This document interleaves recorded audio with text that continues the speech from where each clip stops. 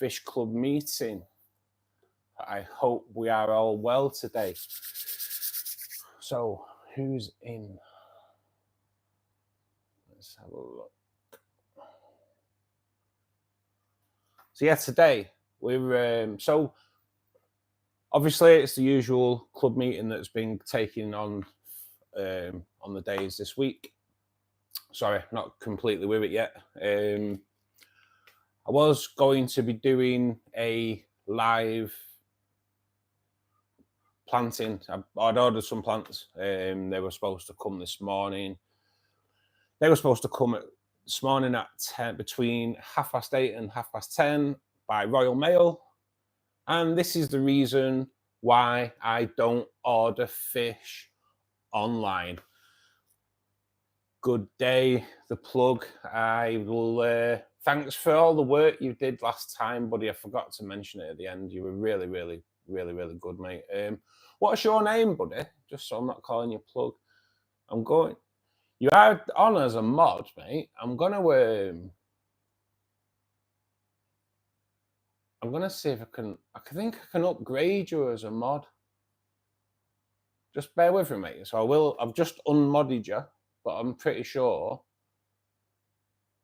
Or I may have already done you as top mod. I'm not sure. Add as a moderator. Just bear with me, mate. Yeah. So I've put you down as managing moderator, mate. Jay, brilliant, mate. Brilliant. I don't know what the difference is between a standard moderator and managing moderator, but yeah, mate, I've put you up to that. I don't know what the difference is, mate. I wouldn't even know where to start doing the moderating, so I really appreciate it.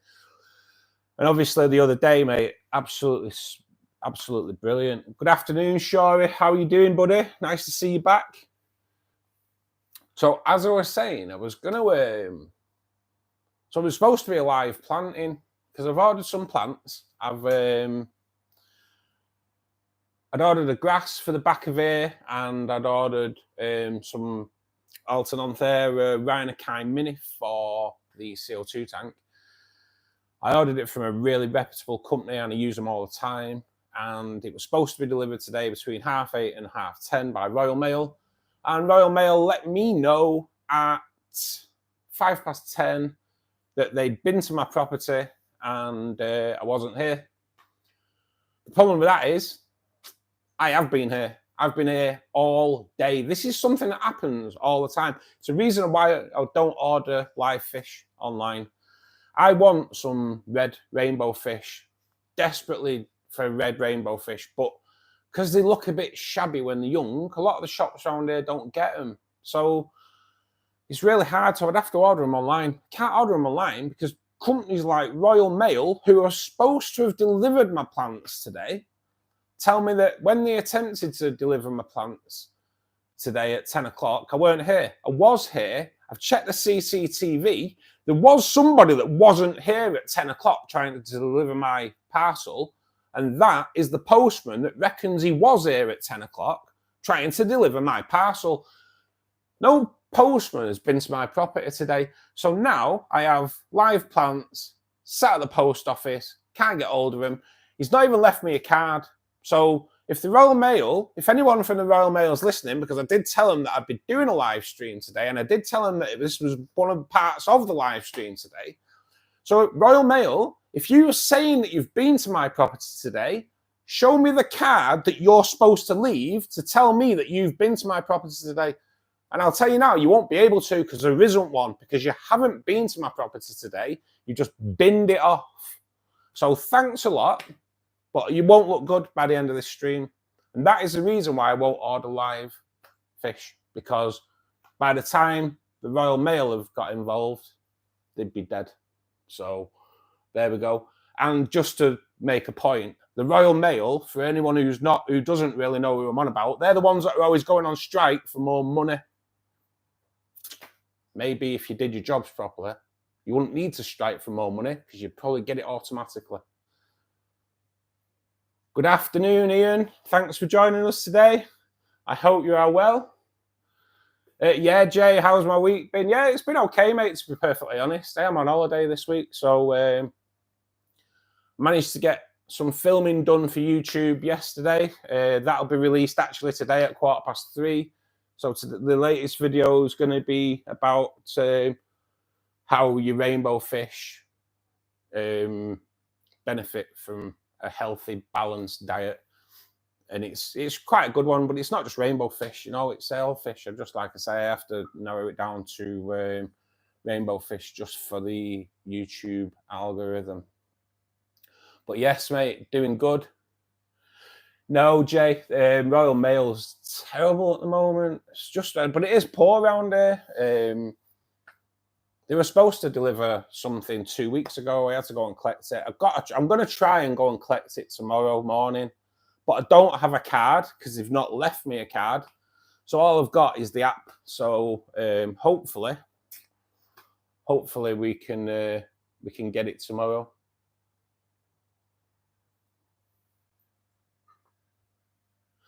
It's live plants Danish, is what I've ordered and what the Royal Mail haven't delivered. But I have the same problem with everything. It's like DPD. Nobody will deliver it. I don't get it. It's not even like it's hard place to deliver to. It's not. I'm on a main road next to a Tesco Express, you know, but all these delivery companies are an absolute nightmare for delivering. So yeah, it proper puts me off. But I would love to order some online, but it's not just the Royal Mail I have a problem with. It's every single delivery service, unfortunately. And thanks for joining us today, Danish88. It's really really good of you to take some time out of your day. I hope you enjoy your stay here. We are building a online fish club, and it's growing really well. It only started Monday. And we've done Monday, Wednesday, Friday, and well, Wednesday was absolutely brilliant. It was really good. No, Jay, no, they're a nightmare. They're a nightmare. It is an apartment here, but it's all, which is even worse, to be perfectly honest. It's an apartment, so you can get through the door and leave it right outside my door. It's all on camera, but just annoys me because the plants, and you know what plants are like, and they're aquatic plants. So obviously the one's just a blister pack, so that's not a problem, but it's the grass that's the problem. And I just fear that when I get this grass, it's not going to be in any decent condition.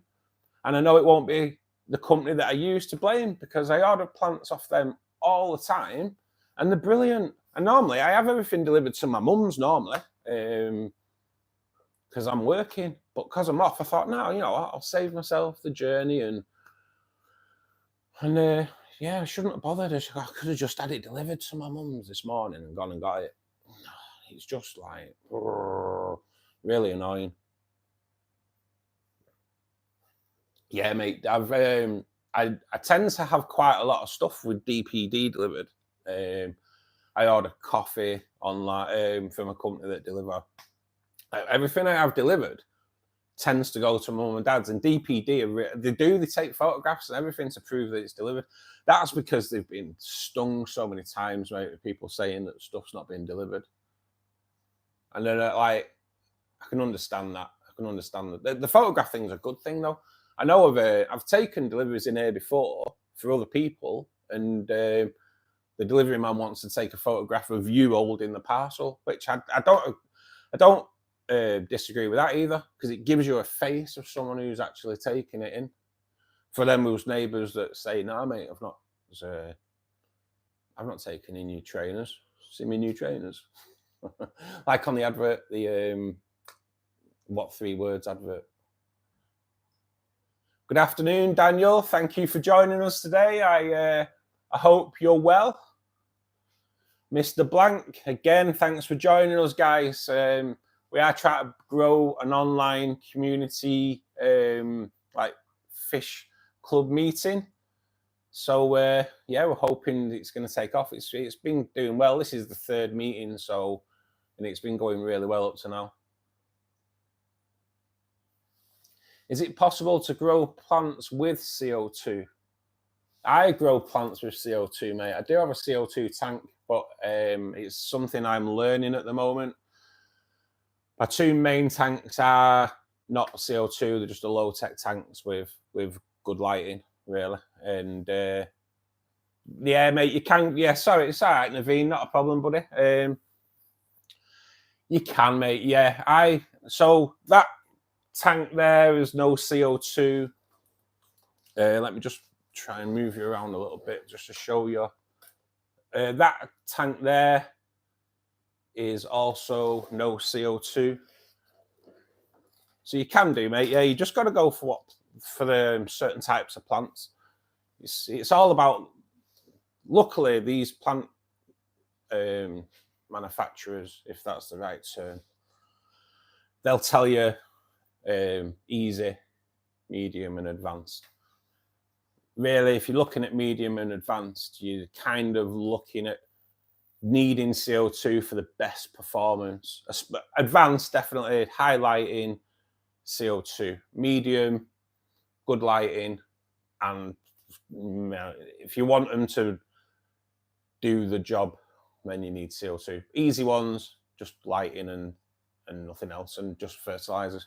But yeah, buddy, you can grow them without quite successfully, you know, like the easy ones. And there is some nice easy plants. That lotus tiger lily there, that's an easy plant. And if you've got a big enough tank to home one of them, they'll easily become the centerpiece of your aquarium with no questions asked. I have 2 actually. I've got one in the rainbow fish tank as well, which I do just keep an eye on at the moment because I'm testing my own root tabs underneath that. Is it sunny where you are, Jay?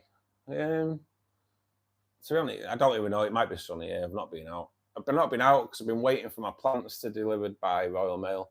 And I will apologise if I keep going on about Royal Mail thing today, but they have really, really annoyed me, to be perfectly honest. Danish, you love angelfish. They are beautiful, aren't they? They're just mine are always breeding. I've got 2 breeding pairs, and they're always, when one's not breeding, the other one tends to be. So you do tend to see a little bit of action. I thought there was going to be a little bit of action then going on behind me when I looked. There's normally a little bit of stay away from my patch for a bit kind of thing going on. Jay, the rainbow fish are doing well, buddy. They are doing well. The Bozeman's are always like on form when the lights come on, and yeah, but the Susie ones will wake up a little bit later. All rainbow fish, when you look into it, rainbow fish are all supposed to be like dapper colours in the morning because that's when they breed. But my Susie, I don't know if they're on a different time zone or what, but when it gets to like 6 o'clock, they're like this beautiful pinky orangey colour, and they are just like, they're just phenomenal. Not a problem, Naveen. Not a problem, buddy.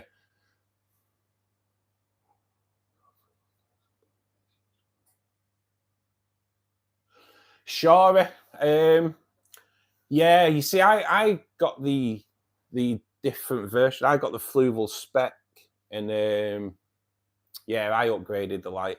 I did upgrade the light. Although these Fluval lights are pretty good, but yeah, I did upgrade the light. I've actually, on my CO2 tank now, I've got I went to the shop to get Fluval plants because that's what they are throughout.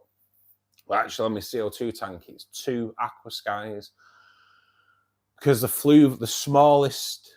So the Fluval 3 plant light, they do a nano, which I had on there originally. When I bought it, I got a Fluval nano, and that kind of grew everything that was underneath it. But the 60-litre tank was probably slightly a little bit too big for the Fluval nano, and it's not the Fluval nano's fault. I just misbought. So that got moved onto my shrimp tank, and I bought 2 Aqua Skies, obviously Fluval again. I've gone Fluval because I like the app, and I like my lights all to come on at the same time and all to go off at the same time. And they all tend to, got 4 tanks going on here, and there's 2, 4, 6 lights. And I think there's like 10 seconds before the first one goes out to the last one going out. I kind of like that. I like that. So yeah, but yeah, I'd upgrade, mate. You're in Haywood as well, aren't you? So we have some pretty decent shops around here. You have that shop in Haywood as well, don't you? I don't know what that's like, actually. I've not been in there for a while. But we have some good shops. There's a good one in Bury, and there's a good one in Brakemet as well. If you can travel a little bit, mate. And it's not a lot. It's only Brakemet on the way to Bolton. But Complete Coin Aquatics, they're quite a decent little shop, that, mate. Especially like they have a bit more of a koi specialist, but they have a really good tropical fish line. They've got some great plants. They're a Tropica dealer. So yeah, I go in there quite regular. Quite a decent shop, and they have a good selection of lights in there as well, mate. So well worth going in. As it says, see, mate, I've not even been out. This is why the Royal Mail can't say that I weren't in, because I've not even been out. So I don't even know what the weather's been like out there today. All I know is I've been in here drinking coffee and just trying to get today promoted a little bit, and just try to promote my channel a little bit, to be perfectly honest. Beautiful day, but a bit cold down here. Is it, buddy? Yeah, I take it that's what it is here then. I take it it's a little bit nippy outside.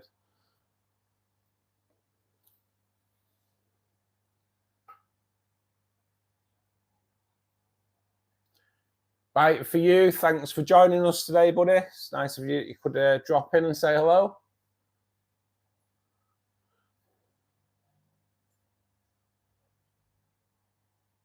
Would I live off my aquarium if things went bad in the world and you had no supplies? Well, to be perfectly honest, mate, I don't eat fish. I can't. It's just really weird, but I can't stand it. I can't stand the smell of fish cooking. I can't stand the smell of like fishmongers.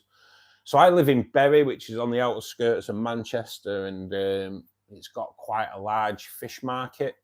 And from being a kid to now, I don't go in there. I don't go in there. It knocks me sick. It really does. The smell of fish really, really does not do me any good at all. So probably not. To be perfectly honest, probably not. I'd try and float some sweet potatoes or something in my tank, because apparently that works. And I've seen something that ginger does as well, that you can grow ginger out of your tank, which would be a bit of a mad one, wouldn't it?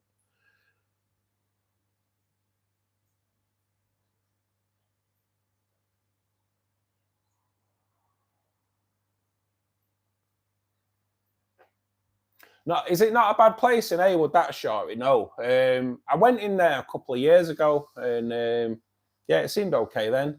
It's on the corner, isn't it? It's just a bit of a bad place to park. But yeah, if you drive, mate, get up to Complete Koi. Really good, especially like. And I went in the other day. They had quite a large array of different plants. They just had a plant delivery. They just didn't have what I wanted, but they were, yeah, it's really good. I ended up getting a plant while I was in there. I did get this this Anubias, which is like a triangular leaf, which I'd never seen before. So I thought, we've got to pick that up, haven't you? I'm a bit of a sucker for buying anything new food, new plants that I've not seen before. I like to give them a try, like you do, and especially with Anubias, you can't really go wrong. And if you were here on the live stream a few weeks ago, I kind of I took some crypts out that had a load of crypts had just started growing in the corner behind the Lotus Tiger Lily. So I took them all out and replanted them along the front of the aquarium. So now there was a little gap. So I've put this this new Anubias in there. Obviously it's not planting the rhizome. I've just stuck it to a piece of slate and stuck it in. So is it warm outside, Ian? Yeah, nice. About time. It should be as well. Shouldn't have my heating came on last week, so that says how cold it's been when my heating came on. Not good. And like last night, sat with a jumper on. I mean, it's like, come on, shouldn't be that cold yet. Hi, Jenny. Welcome back. Hope you are doing well. Thanks for joining us today. Same to Blink. Hi, buddy. Hope you're well today. Have a drive up tomorrow. Yeah, it's good, mate. It's good. Good little shop. It's I like it. You know, they've not got anything like too extravagant regarding like the fish and that. Just your normal community fish, but it's a great place. And for the past 2 years running, they've won Practical Fish Keeping Koi Supplier of the Year for the past 2 years running. I know that's coming up now, isn't it, for the new awards? I think you can vote on it now. So, you know, they know what they're on about. I think there's a team that they build ponds as well. But like regarding pond stuff, I go to Complete Koi. I personally don't have a pond. We have a pond down at my mum and dad's. Like my dad passed away. Me and my dad built this pond out. They've had a pond for years and just went bigger each time. And me and my dad built this pond, and then unfortunately it passed away before we could finish it off. But I have finished it off now, and it's looking pretty good. But for any advice regarding ponds, they're my first port of call. And see, I was when my dad passed away, I took over the pond, and I was treating the pond like my tanks, doing a water change on them every week, and I couldn't get the water clear or anything. And I was thinking, you know what, the sun, it's a nightmare. But it turned out really me keep doing water changes wasn't helping. You don't do water changes on ponds. So who'd have known that? I didn't know that.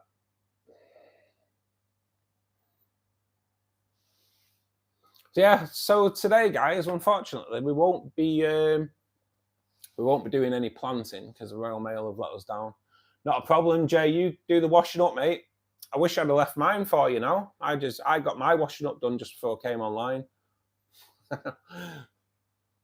Unfortunately, I don't have a dishwasher like some people. Some people have a dishwasher and say, "Oh, I'm just going to go and do the washing up." You know who you all are.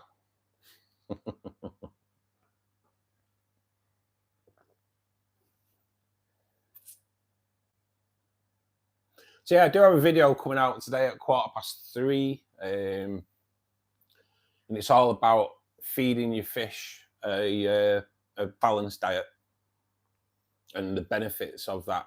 It is kind of like rainbow fish orientated, but that's mainly for the YouTube algorithm. But yeah, it should be quite a good one. I enjoyed making it, to be honest.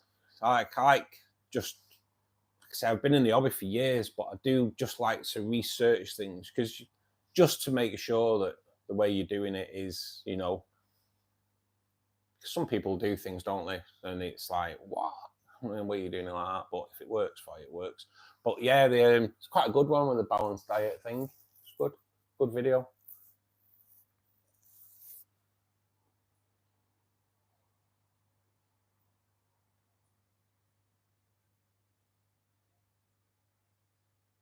For anybody that's not been involved in the chat yet, thanks for popping in and saying and watching today. You don't have to come onto the chat, but if you do, it's really good. We are all friendly here. Got a great moderator just knocking out anything that's a bit untoward. So yeah, thanks for popping in. If you're not a subscriber to the channel, if you could just click that subscribe button, that'd be brilliant. And obviously click on that like button, get the word spread. It is going to be an online fish club meeting worldwide because we have had people from all over the world in here over the past like 3 meetings. I started it on Monday, did Wednesday. We've had Australia, France, Norway, Sweden, different parts of America, California, Florida. It's been absolutely brilliant. Haywood, which is like Manchester way. We've got Hollins as well. We've got Hollins, which is just on the outskirts of Haywood. I'm in Bury, so we are like Bury crew are taking over, guys, aren't we? We've got down London, so yeah, we are like getting a community that's popping up from all over the place. So it's well worth sticking around for. the information that we've been learning has been really good as well. You know, last Saturday kind of learned that the aquarium hobby isn't how it kind of probably should be in places like Australia, because you can't get the plants. You can only use the native plants of Australia. You can't import plants because of their quarantine laws. It's kind of know they have strong quarantine laws. I know this, but you don't I've never married it up with a hobby. So when you talk to people in Australia and they're like, oh, can't get them plants because they're not allowed to come through the border, it's a bit of an eye opener. So yeah, we're learning things as we go along, and it's really good.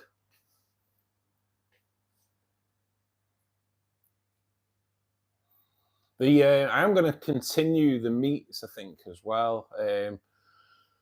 Next Monday, Wednesday, Friday, I'll do the same, 2 o'clock. But after that, I do go back to work, unfortunately, unless I win the Euro lottery tonight. And then I think I might move them to like 8 p.m. and see if that works for anybody. I'd like to see if anybody, would you log in at 8 p.m. and have a fish meeting? Bit of a chat. No, it wouldn't be able to go on for too long because these lights go out at 10 o'clock. So we'd probably have a meet through the sunset, live fluval 3-plant light at sunset. Even though it's not their pre-settings, it's mine. Yeah, mate, great. That's brilliant, that Shari. Brilliant. Yeah, I just think it's just, I enjoy doing these. I do enjoy doing them. It's really good. And if we can build that community more and more. I'll be honest, I didn't think doing it on weekday afternoons that many people would come in, but it's been really good. And I suppose it is worldwide. So it's, yeah, I kind of like it. It's nice that we're growing a community.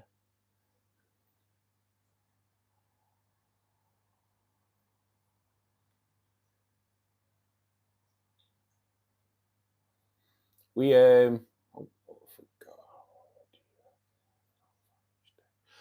Shari, how long do you have the lights on for each day? Okay, so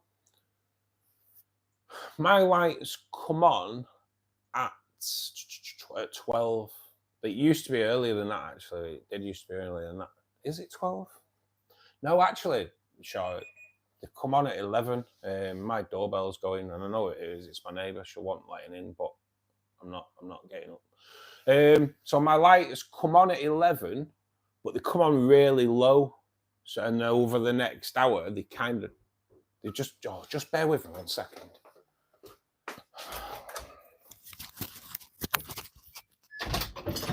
Hi, mate. Oh, cheers. Oh, nice one. Cheers, buddy. Thanks a lot.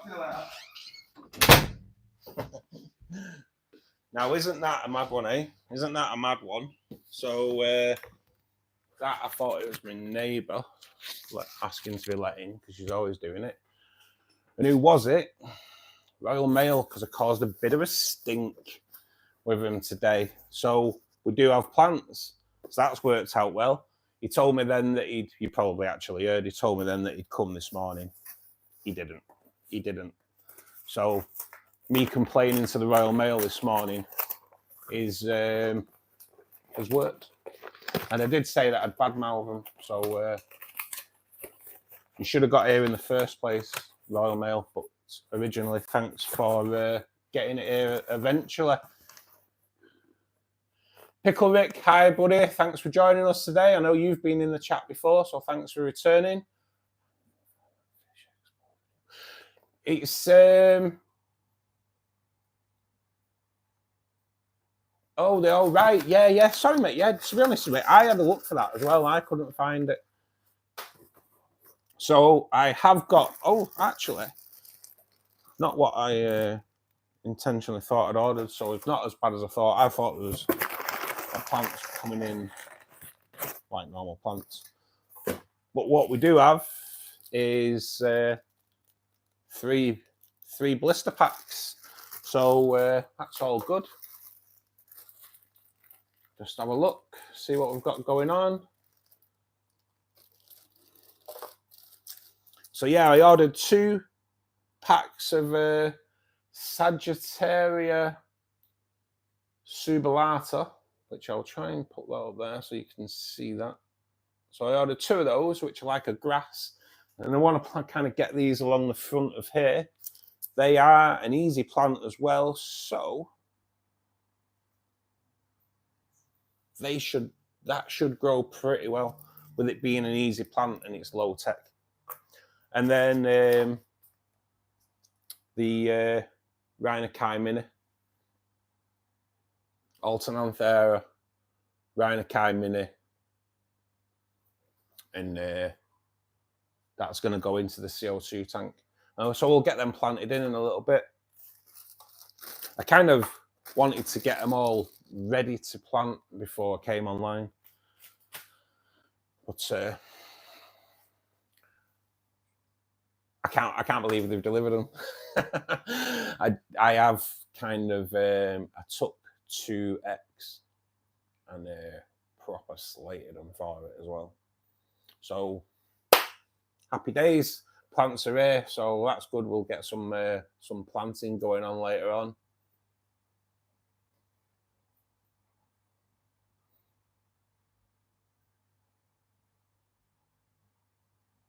So yeah, I'm going to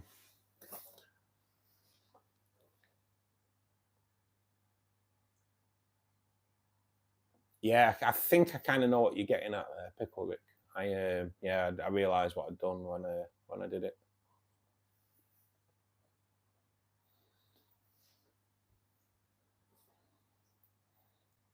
I love this. The company I use is a company called Aqua Essentials. They're based in the UK. I order my fertilizers from them, and plants. If I can't get any plants, the plants that I want from the shops that are local to me, then I kind of go online, and they were ordered Wednesday. I think. Yeah, it was Wednesday because I was talking about it on. Ordered Wednesday, delivered Friday. So yeah, it's great service, and they come in like top condition, as you can tell. I know they're the blister packs, but they are well packed. Even when you order plants that aren't in the blister pack, they come in great condition in trays and everything. It's really good, really good. So yeah, if you're looking at buying plants online, guys, Aqua Essentials is top notch, and I recommend their fertilizer as well. Their neutral fertilizer. It's really good, really good. They are, Jay. They're looking all right, to be perfectly honest. But they're, I always like, it's a bit weird with the tissue culture, though, don't you think? Because you open it out and you're like, sometimes it just doesn't look like a plant. So you have got roots, I suppose. But sometimes, like, if you get the blister pack of Monte Carlo, it's like, where do you start? You just got to kind of plant it and hope for the best. But what's going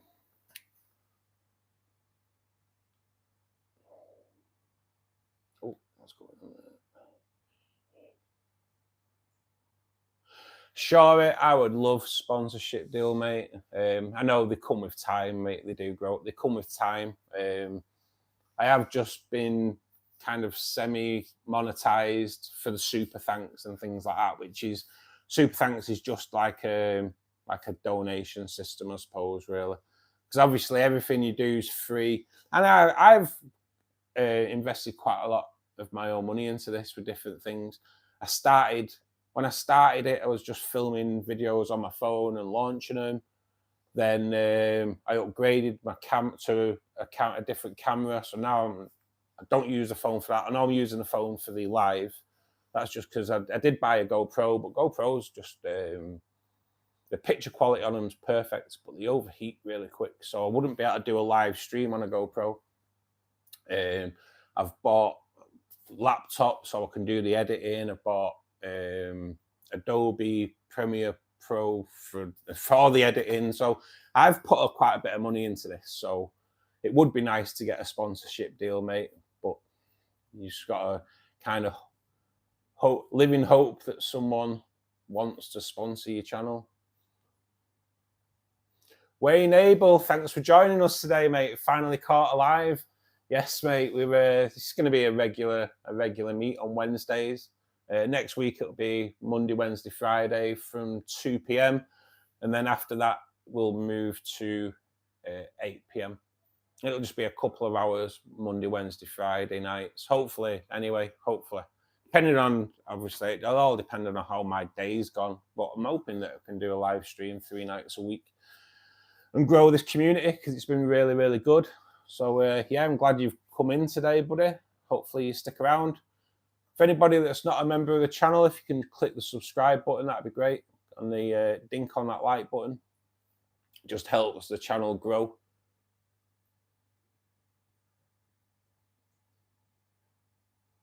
You sleep at 1700 hours. Are you in the UK, Wayne? Or are you not? And do you have a job? So I take it if you're in the UK and you're going to bed at 5, it probably means you've kind of got a night job going on, have you? Which killer. I've done a few night shifts in my time, mate. Don't know how people do it. Take me hat off to anybody who works a night shift. Fish Aquarium Live. Hello, buddy. Thanks for joining us today. No job, just a screwed up sleep pattern. Right, so I'm gonna take a guess. Then you're a gamer. Are you a gamer, Wayne? Because I know what that's like.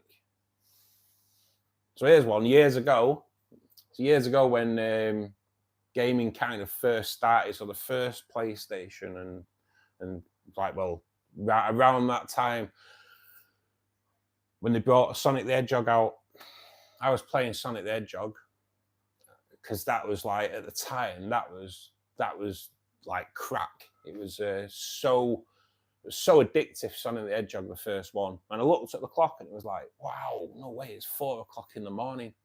Oh God, I start work at 6. That's like, so yeah, kind of oh, you're a fish and shrimp guy, aye, mate. So a fish and shrimp guy just with a messed up sleep pattern, then I take it. Hi, Spin Out. I'm not even going to go into that, mate. This is a fish channel, buddy. It's nothing to do with religion, bud. You have any cardinal tetras? I do Fish Aquarium Live. Yeah, I've got there's about 20 or 25 in the Angel Fish Aquarium. And I kind of do want to double that. But currently around here, quite expensive. So it's crazy because I was like, I went into the fish store the other day and I was talking to the girl in there for about half an hour. And one thing struggling to get around here at the moment, I always struggle to get red rainbow fish because I know they look a bit crappy when they're young, so shops don't buy them. Peppered corvies. Wow. 3 years ago, you couldn't move for peppered corvies. They were everywhere. And now, you're just like, nowhere about. It's weird how they've dried up in the market. And then I went into a shop yesterday and they did have some, but they weren't expensive, but they weren't cheap either. And they used to be like 3 for £10. It's like 3 for $11 or $12. You know, and yeah, they're quite expensive. Thanks for joining us today, Capture Perfect Entertainment. I am in Manchester in the UK. Where are you, buddy? Sri Lanka. Nice, mate. Nice. Oh, I bet it's lovely and warm there then. So what kind of fish do you keep then, Capture? What can you get in Sri Lanka? Wayne Abel, 22 tanks and 3 koi ponds. Oh my God. Where are you? Where in the UK or Norfolk? I'm kind of asking questions and you're answering me before I've asked them. Norfolk, yeah. I'm gonna. To be honest, I think if I'm gonna get red rainbows, I'm probably gonna have to travel a little bit for them. They're just. I've only ever seen them in the shops around here once in the past 3 years, and to be honest, they were a little bit shabby. I think they'd been kind of rescued, so I didn't get them. But God, it's really just really hard to get hold of, and really expensive when they say that they'll get them in for you. Pandinas, thanks for joining us today, buddy. Hope you enjoy your stay here. Nice fish. Thank you very much. That's what we're going to try and aim for here. We want to have everyone joining in and having a good chat and passing on some great information, because I don't know everything, obviously. So when people ask these questions, if there's people in the chat that know, then it's just going to be great. It's how fish clubs, how they work, and to have one going on YouTube, that'd just be like, it'd be brilliant. Get a few thousand people in, all talking away and swapping information. Just a brilliant thing. I'm glad I kind of started doing the live streams, and on live stream it came to me to do a fish club, and I think it'll work. I think it'll do really good.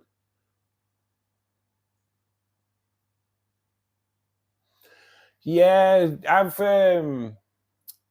I do have a problem with shipping fish, mate, and it's not fishing. It's not actually shipping fish. I keep trying to say fish and chips. It's the delivery service. So I've had a real problem with Royal Mail today delivering plants. They were supposed to deliver them at 10 o'clock this morning, said I weren't in, and then I kicked off and like made them look stupid. I told them that I was going to do a live stream and they wouldn't come good out of it. And 10 minutes ago or so, 10, 15 minutes ago, during the live stream, they came back and delivered the live plants. So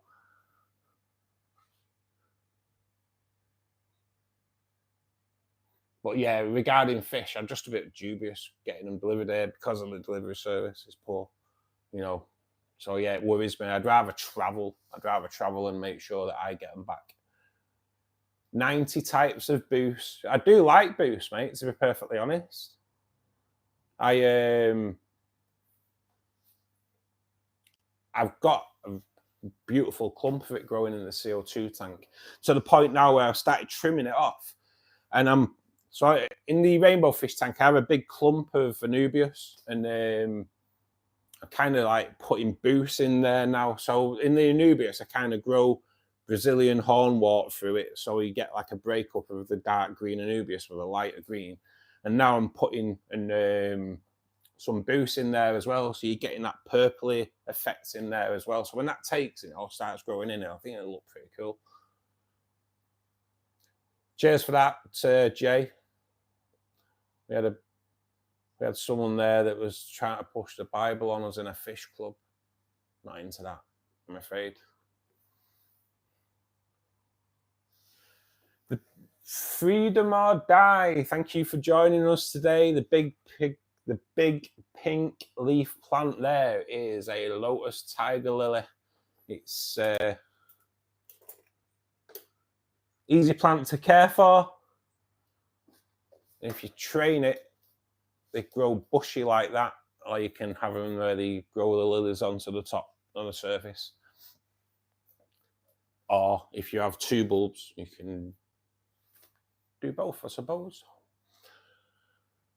But yeah, it's a beautiful plant, dead easy to look after. There is a care guide on my channel regarding the lotus tiger lily, and yeah, dead easy to look after. Once you get them looking good, sometimes you have to trim them right back, and they might look a bit rubbish, should we say? I have to watch my language. They're a little bit rubbish for a couple of weeks, but sometimes you just have to do it, and then when they start throwing out new lilies, boom, explodes, and it looks like that. So 5 weeks ago, that looked nothing like that. It looked dead weedy and a bit sorry for itself. But that's kind of how it is. You have to cut them back sometimes, and when you cut them back, they grow back a lot better. Good afternoon, Flames. Thanks for joining us today again, buddy. Nice to see you back.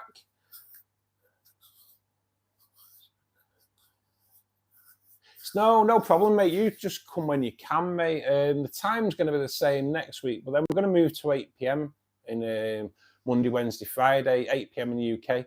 So that may be a little bit better for you, mate. It's maybe, but no, I appreciate you calling in, buddy, when you can anyway. I really do, really appreciate it. It's good. Thanks for joining us today. I know it's hard, isn't it, with the times? I wish I could stay on at loads of different times throughout. Maybe in time we'll do, when I get kind of looking for full monetization,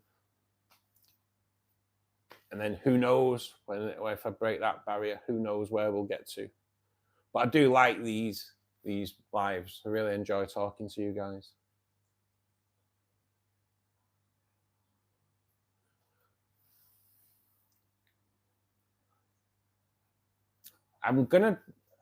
So Wayne, yeah, I'm not even gonna try and pronounce that, mate.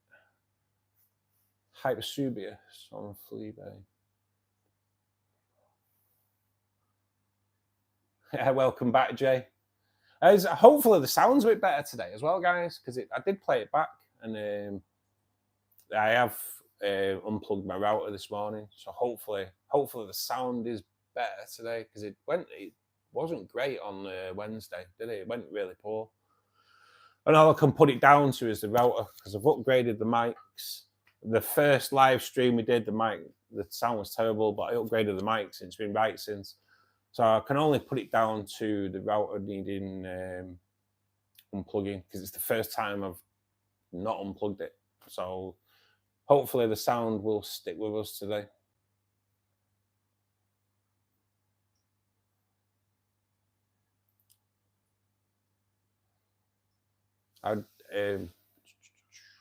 Thanks, John Riches. Thanks for joining us today. Hope you are good. Welcome to the stream. You've stopped ordering plants online, as I had 3 plant orders get lost or stuck somewhere. I know, mate. It's a blooming nightmare, isn't it? They say Royal Mail weren't great today, but they have come good. But I think that's because I told them I would make them look really bad on stream. And in all fairness, I did tell them that there'd be like a couple of 100,000 people watching today. But hey, you've got to tell them these things, haven't you?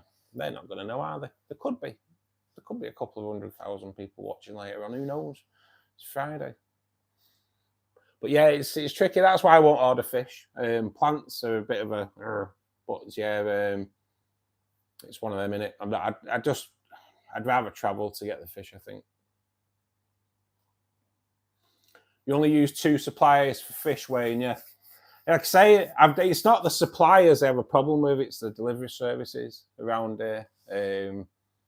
Because I am in an apartment, but you can get in. It's not a problem. Like, he's got in today. He knocked on my front door. So, and then the annoying thing is, I know Royal Mail have got a key for this place, so there's no excuse. He didn't. He's thought it's Friday, not going to apartments. I used to deliver. I am a delivery man, and I used to deliver to apartments. And I know apartments can be a nightmare. I know they can. But you've got to attempt it. You can't just bin it off and say, I'm not going to go because it's an apartment and it's Friday afternoon. I want to get to the pub. Not happening. So, yeah, hopefully I've delayed his day. Should have just come here in the first place.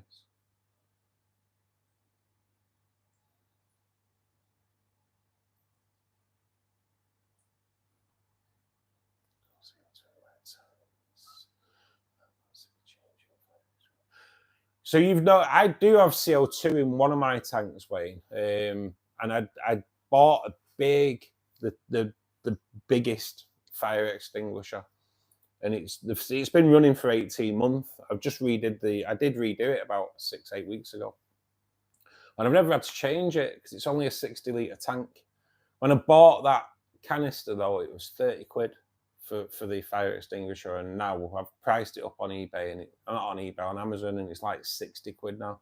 Doubled in price because of this thing that they're saying that there's a shortage of CO2. I'm sure we get scammed, you know. We get told all kinds, don't we? Shortage of CO2. Yeah, UK have just spent £22 billion on a CO2 capture. What's the point of that? There isn't any to catch. What's the point of that? Sorry, I'm not getting political. Why is this stream will go to another level completely? And I'd probably end up getting arrested nowadays in the UK because you're not allowed to have an opinion. How are you doing, Flames? Hope you are well today.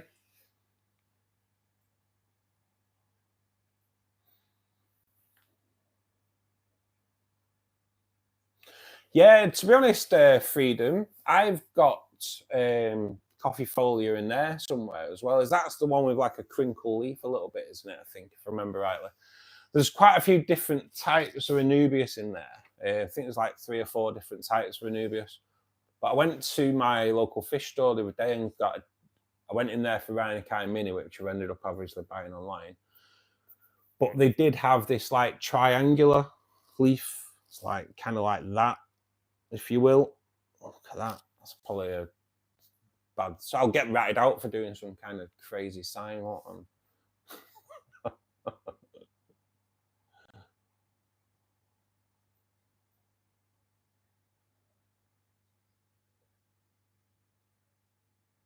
But yeah, I can't say anything bad about Anubias, mate. I love Anubias. I've got them all over. All my tanks are Anubias heavy. Probably a little bit too Anubias heavy, to be perfectly honest. But they're great and they're easy to care for, aren't they? And where I have a massive clump of Anubias, and every time I look, if you look in depth in there, there's always fry. And it's just like they all just hang around in there. And so when I set up my rainbow fish tank, I've got a piece of wood, just like root, turned it upside down so it's like a tree. And I kind of put Anubias on it so it looked like a tree. And now you can't really see it anymore. Well, you can't see it on camera because it's dark. But where the Anubias has all now grown over and the roots have come down, it just looks awesome. And like you see the fish in there all the time swimming through the roots and that. It's awesome. It really is good. When I feed live food, I kind of tend to like to pour a lot of the live food into the Anubias because it just helps stimulate your fish's natural hunting instincts for food. Rather than just pour it in and let them just pick it out. I kind of, with the live food, I like to pour it into the plants. Just give the live food a bit of a chance and give your fish something to fight for. Get them instincts going. Soft Taco, good afternoon, buddy. Thanks for joining us. Hope you are well. So you've refilled your CO2 tank since the last live. Hey, not a problem, mate. Not a problem. We will take a look at the CO2 tank of mine in a little bit. I'm going to try and get. Don't know whether to plant the light. I don't know whether to do the planting on the stream or after the stream. I'm not quite sure. Just setting everything up so you can see what's going on. It's just, don't want it to end up making the stream bobbins. We'll see. So we'll put it to a vote. Does everyone want me to do the live planting, the planting live, or do you want me to do it later on?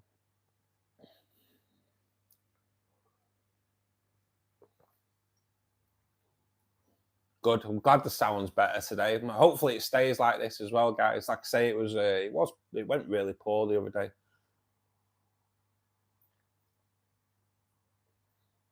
You've been battling leeches. Oh my God. Is that in the koi? Is that in the koi pond, Wayne?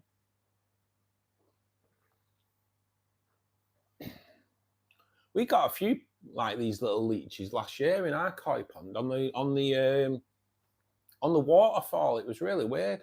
Quite a lot of them as well, but you should like knock them off, and the fish just you see the koi just munching away at them. So it didn't do them any harm. I don't think it does anyway.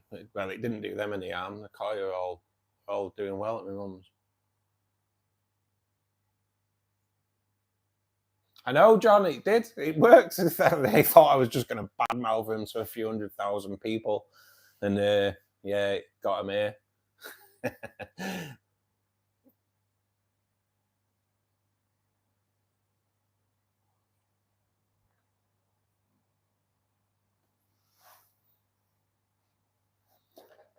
There you go. Way to freedom. Yeah, 100,000 people in your room watching us.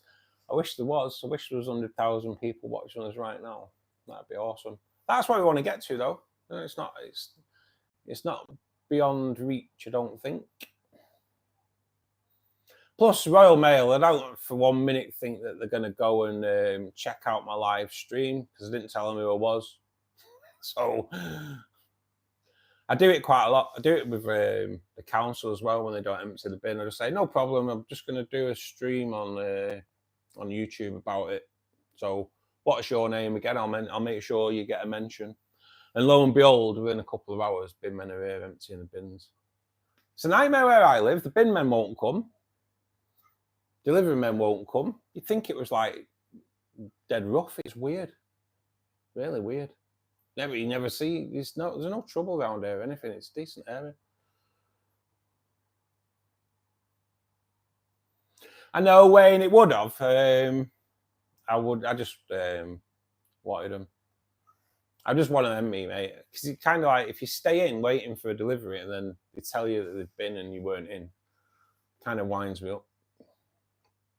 I'd rather him have said, postman's running late, mate. It might become about 2 o'clock. Happy days. Don't blag me.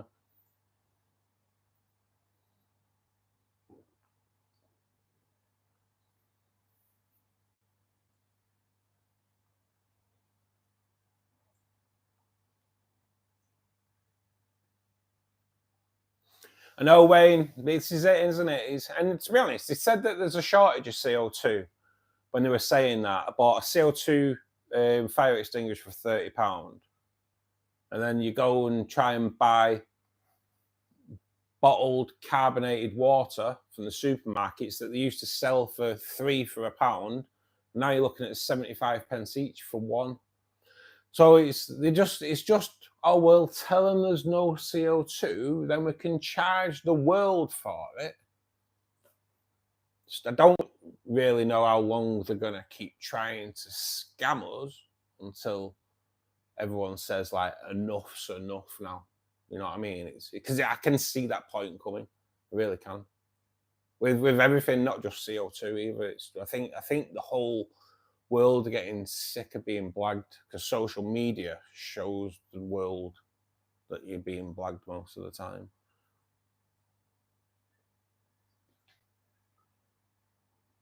I do agree, Flames. Yeah, when you angelfish are a bit of a nightmare. I do have to watch what I put in there because they're quite. They like to destroy quite a few different types of stem plant, and the grass that I'm putting in there, I'm hoping that they stay away from it. The only problem is with the grass that I'm putting in there, there's quite a lot of cories as well, and you know that they're not going to stay away from it. Cories will probably be getting in the way while I'm trying to plant it. So I'll plant it all and then expect half of it to be floating tomorrow because the cories will rip it up. But I might just kind of, I don't know. I might just put like a bit of filter floss around it and try and wedge it down a little bit better. It is, Jay. Yeah, nice. Some different people in the chat today. So it is growing, isn't it? It's growing. It's since Monday. I think it's doing a lot better. I've noticed, like, when I log off, straight away I get a report of how many people have logged in and how long they stay for, and it's definitely growing. It is definitely growing. I was really pleased with how it went on Wednesday. It really was kind of buzzing, especially for the watch hours that it gave me.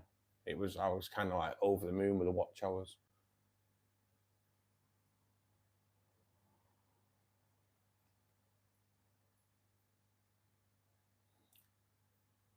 I love betters as well. Flames they're brilliant, aren't they? I do struggle with them though. I don't know why. Recently, I've had 3 betters, and one lasted for like 3 years, and then the other 2 I've just struggled with. I don't know whether it's a change in the water or what. I don't really know. But I used to have, like, years ago, I used to have betters, and I never struggled. Nowadays, seem to. So I'm a bit dubious. But some of the ones you buy. So there's a Maidenhead Aquatics in Nuts. I think it was one in Knutsford. It was that, like, Cheshire way anyway, and they had a gold better, and it was, oh god, it was gorgeous. I had nothing set up that would have taken a better. Otherwise, I would have bought it because it's like £30, like $35 or something like that. And I've never seen a gold better before. Oh god, it was stunning. It really was stunning.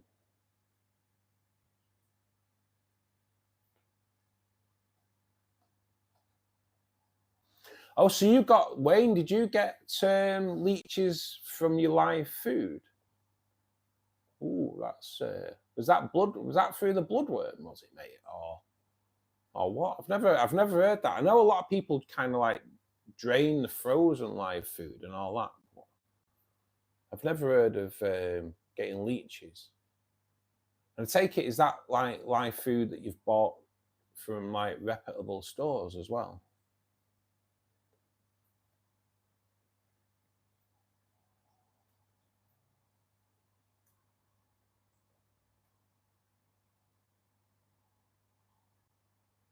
I agree, John. John Riches, thanks for joining us today. Yeah, I have a massive Anubias. I think, is that Gracila? Is that the one with the triangular leaves? Because that name rings a bell, and I think that could be what I bought the other day. I don't think it's an XXL though. I can't remember the name, and I can't find the ticket that came with it.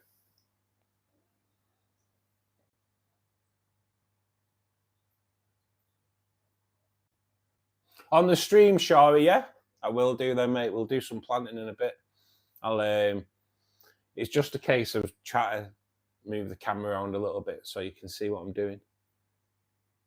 And see me make a pig's ear of my planting live on the stream. Cheers, Shari.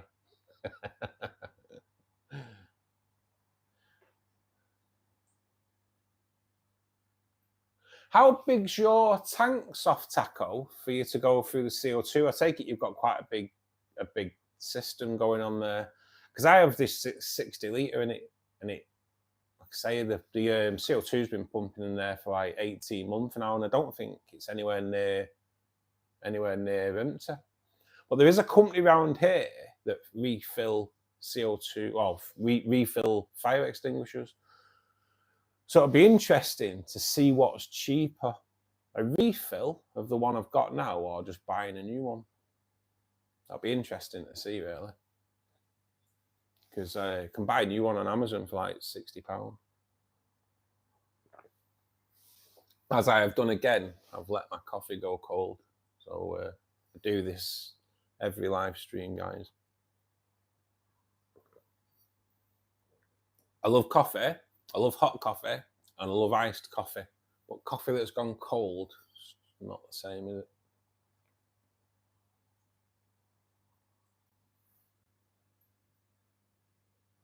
Flames, that's awesome, mate. I like doing a bit of fishing myself. There's a nice little carp lodge just behind my house here. And it's nice to go on there, but I'm a pole fisherman, but it's nice catching like £20 carp on the pole. It's quite a good experience. But yeah, I can imagine that being great. 1 foot flattered.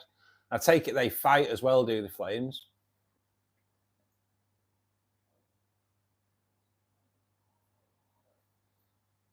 No tanks, shrimp boost system. Nice. Wayne, are you on Instagram, mate? If you are, try and hunt me down, BGN Aquariums. And I'd like to see some photos of that, mate, but it's good. Any thoughts on duckweed, freedom or die?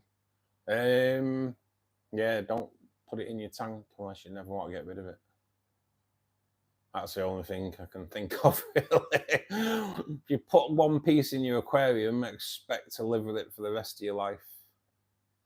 I know a guy who had duckweed in his aquarium, and when he still had duckweed in his lounge 3 years after he got rid of his aquarium. I'm only joking. It's just a nightmare to get rid of, isn't it? Once you introduce it to your tank, it's like the mother-in-law. Once it's there, you can't get rid.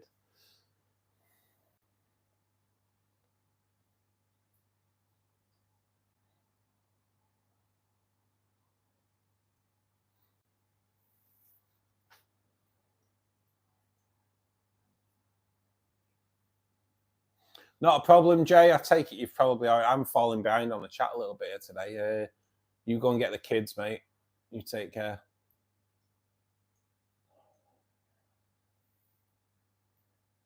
Cheers, Flames.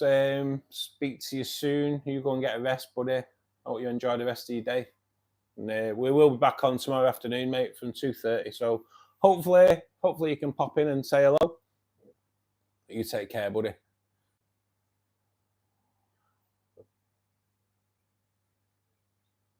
You make your own water, do you? On the I take you just use RO water then, is it, Wayne? Yeah, got your own system.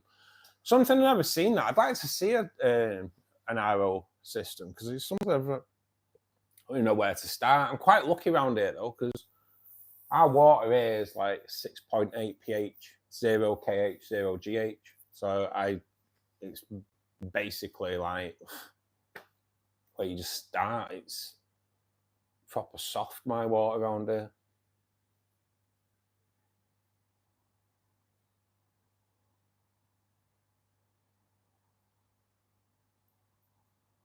Not a problem, John. I take it you may have already left. So if you haven't, take care, mate. You get back to work.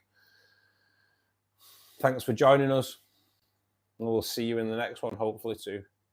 Where did you buy your tanks? Okay, so the first tank, the rainbow fish tank, which is a Fluval Roma 240. I bought that from a local fish store near me, Complete Coin Aquatics. It's a shop I use regular. Got it from there. And I had I already had a stand, but with the Roma, the filter can come from the bottom of the aquarium rather than having it pipes looping over the top. So I ended up cutting a corner out of my unit so I could use the that type of way of getting the water in and out in the filtration. It's really good, actually. I like the Roma. As for this one here, I bought this was from another local fish store near me called Cascade. That I actually got the unit as well. So it's one complete kit. I put an Oasis filter on that, which leaked. So I changed that. And now it's got a Fluval FX4 running in there. And for anybody that doesn't know about the Fluval FX range, they're awesome. That Fluval FX4 in there, and it's second to none. I can't knock it. It's brilliant. It really is. Dead easy to clean out, and yeah, and so powerful. The water, well, you can't see water in there, so that says enough. Yeah, I agree with that, Wayne. There's a lot of people do breed. They don't care about the health, do they? One thing I try to do, it's like I have a decent shrimp colony there. But what I kind of do, if I go out to another store that I don't normally go to, if they have some like red cherry shrimp, I'll pick up a dozen red cherry shrimp from that store and introduce that into my colony, you know, just to break up the bloodline. And I kind of try to do that with all sorts. Like, I've got cardinals in here, there's like 20, 25 cardinals in there, and I'd like to double that amount, but I won't buy them from the same shop. So like, you'd like to think that hopefully you're getting a different bloodline, just to break that bloodline up. I think it's you need to do it, especially like where you've got guppies. Guppies breed that much. The brother and sister are mating all the time, and it kind of, to me, it just weakens the bloodline. You end up getting like proper ill fish, don't you? Hence why some fish don't last long anymore.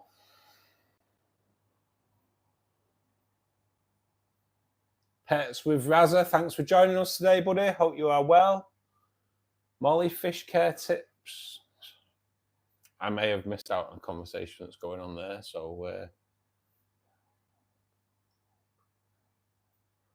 yeah, this is it, Wayne, isn't it? I think is that Tropica and Danilo. I think they're all in like Holland and Poland.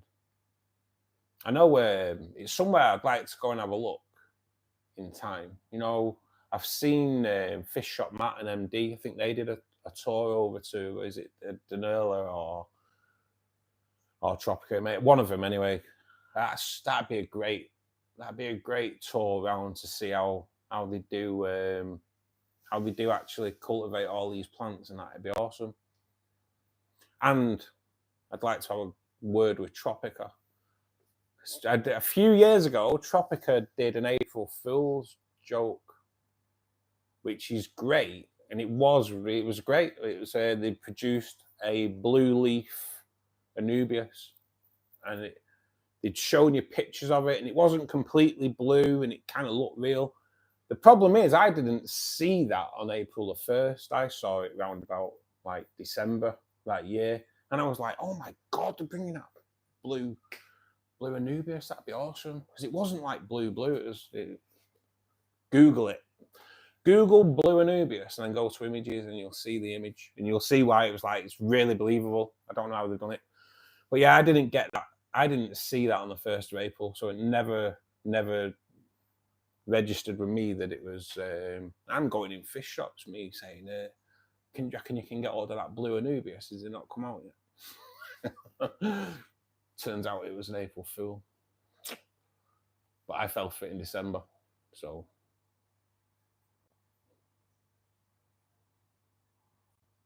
it's a £5 cylinder tank. Yeah, mate. I bought the. Is that the biggest one? I think I bought the biggest one and it just lasts forever.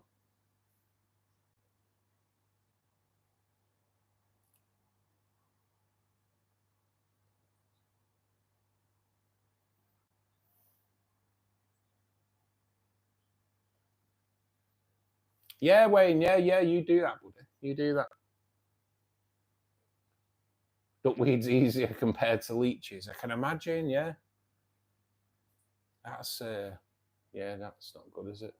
There's nothing eat leeches. How big are How big are the leeches, Wayne? I take it they're quite a size because I think leeches grow quite fast, don't they? Not sure. Johnny G, thanks for joining us today. Have you ever put an algae to fish on your unit? I haven't, mate. No. The only time any fish has ended up on my unit is if it's jumped out. And I try to avoid that at all costs.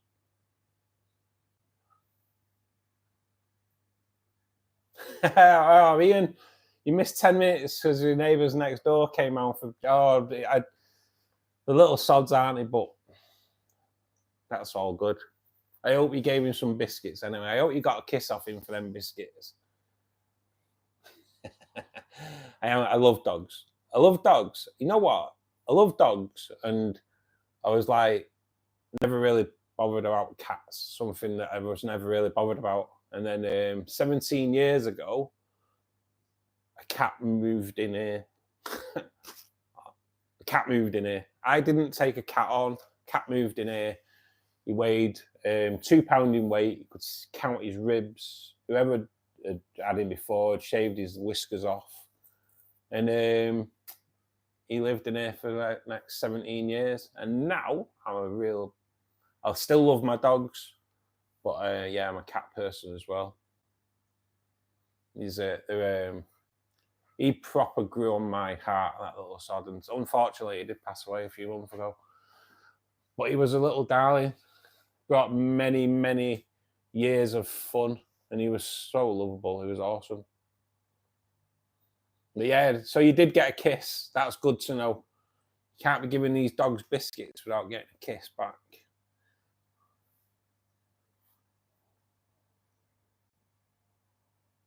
Yeah, it's the gel first, Wayne, isn't it? Yeah, I think that's what I'm going to get on these because they do like advise you to give them a good washing out, don't they? But they're weird. Sometimes it's just water in the bottom of these Tropica pots, isn't it? I think they are all Tropica. Are they all Tropica? Yeah, they are all Tropica. You get a bit of a mix sometimes. You'll throw the Dwell in and Local Cup, Anglo Boost. I will, mate. I will have a look at that. I can't do it at the moment because my phone's on, but I will have a look at that because kind of beginning a bit of a love for Boost as well. Struggled with it at first, but in the CO2 tank it just goes wild. Like I say, I've been taking clippings now and moving it over. I think it's just been more of a light thing because my, as you know, these large tanks are quite deep. So light struggle, or plants that are down at the bottom kind of struggle for light. You want a dog, Wayne, but your hips. Yeah, mate. To be honest, mate, I'm the same. I've been struggling this week. I took 2 weeks off work because I'm absolutely worn out. And I've been off a week and I still feel absolutely worn out. I'm going to try and get a massage. I'm going to try and get a full body massage on Monday. Hopefully, or one day next week anyway. I want someone to break my body and make me feel a bit better.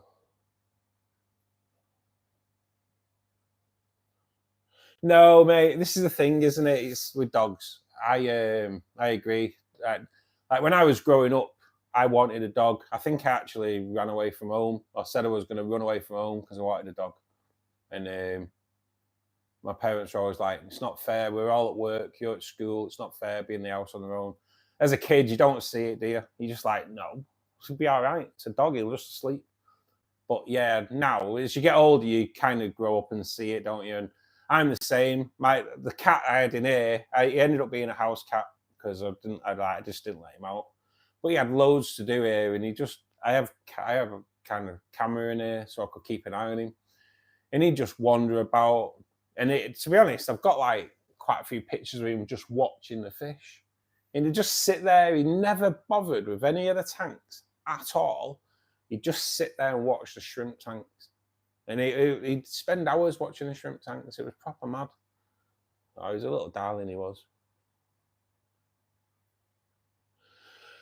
Yeah, they do kind of steer away from the really rare plants, Wayne, don't they? So, but yeah, I'm kind of learning the plant side of the hobby at the moment. So even though like every tank is planted and it looks like I know what I'm doing, but it's the CO2 side I'm kind of learning, and learn by mistakes. And to be honest, I nearly wiped out a CO2 tank last week because it overdosed with CO2, and it shouldn't have done really. But yeah, I got away with that. Luckily, I got away with that. But it's a learning curve. The CO2 is a learning curve. Definitely, it's one that you've got to kind of get used to.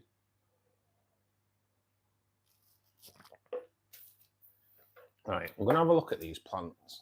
Let's have a look what's going on. So I have a bit of a thing going on here. I've got a towel running along the back so I don't run my chair into the tank. I'm pretty sure I don't want to smash a tank live on air, do I? So I've got a little tray out. I'm just going to try and right, this is going to be difficult, this, guys. So you have to bear with me. So what I'm going to do, I'm going to try and move everything away so I've got the table, and I'll readjust the camera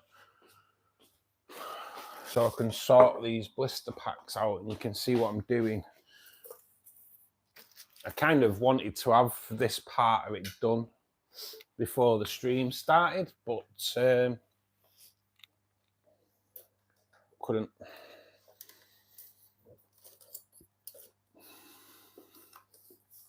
So for me, it was down here and put it like that. Oh, I don't know if I can do that. It's kind of bear with us, guys. I am trying here. Can anyone see that? I don't know if you can see that.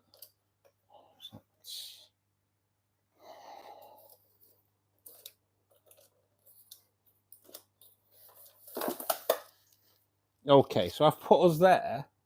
You won't be able to watch my ugly mush for a bit, guys. But right, so I'm going to put them there like that. So we'll do the Sagittaria subulata. It's a grass, this. It is an easy grass as well, but it's going in the angelfish tank. It's going to run along the front. And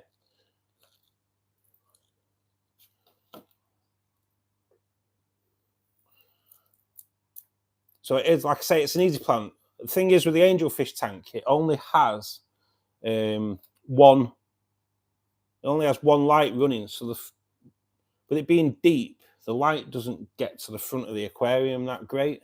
So an easy grass, I'm hoping, will look really, really good. Now, you do get some proper healthy plants, don't you? Look at that. You get loads as well with the Tropica stuff, don't you? It's really good. So we'll try and break this up a little bit. You get some good rooting as well on Tropica. And just a case of making this into loads of little plants that you can plant in. Like I say, there's good roots on these, so I'm hoping that once I plant it, the cories don't dig it up. But we kind of know what cories are like, don't we? Just wanted to make sure you know I'm still there, guys. So these are good. If anyone's used Tropica before, they're kind of like snail-free, and they're all. I take it. It's just they're grown in the blister packs. I take it that's how it works. But they're absolutely brilliant. Swear by Tropica, I really do. There's no bugs in them or anything like that. Say no snails. No snails and stuff. Although once I did see a spider in one, so I don't know how that got in there. A little spider in the shop. That was in the shop. Needless to say, I didn't buy that pack because me and spiders don't mix.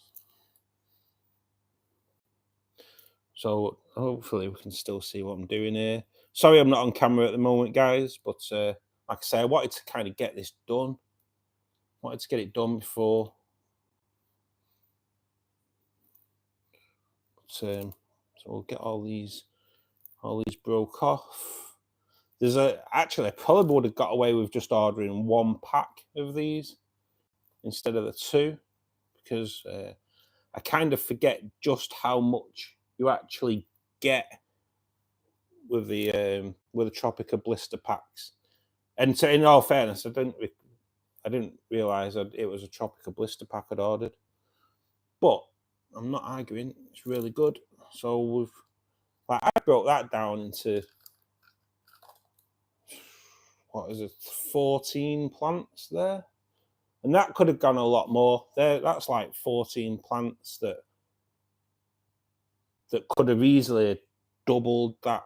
To be perfectly honest, 1, 2, 3, 4, 5, 6, 7, 8, 9, 10, 11, 12, 13, 14, 16 plants there, guys. 16 plants. That's just like, it's incredible. Just grab my towel. Okay, so I'm going to put us back at full height. Let's get us back up to where we normally are.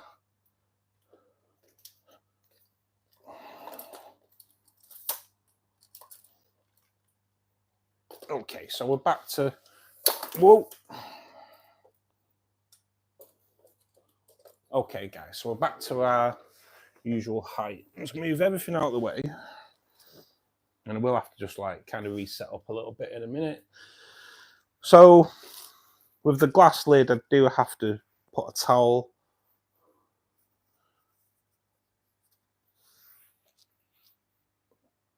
Put a towel along the top there. I can then just open the glass lid and have it lean onto the towel. Makes everything dead safe then.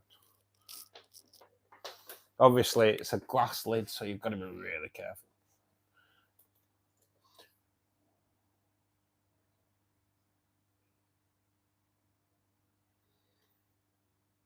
I'm just going to drop you down a little bit.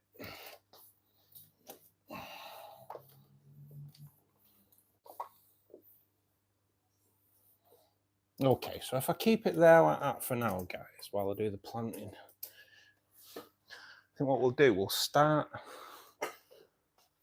Oh, God.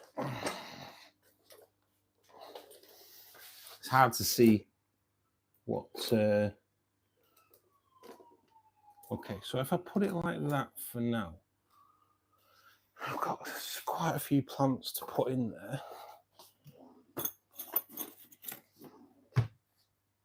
One thing everybody should have, guys, scaper tools. They are so good.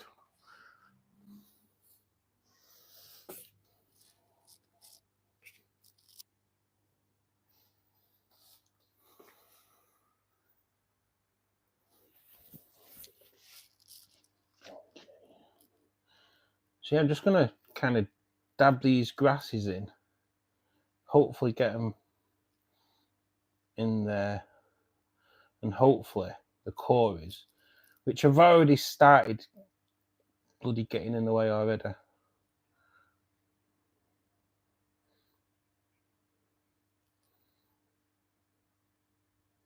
You know when you know one's just going to come out? Kind of have a feeling that's just going to be uprooted probably before the end of the stream.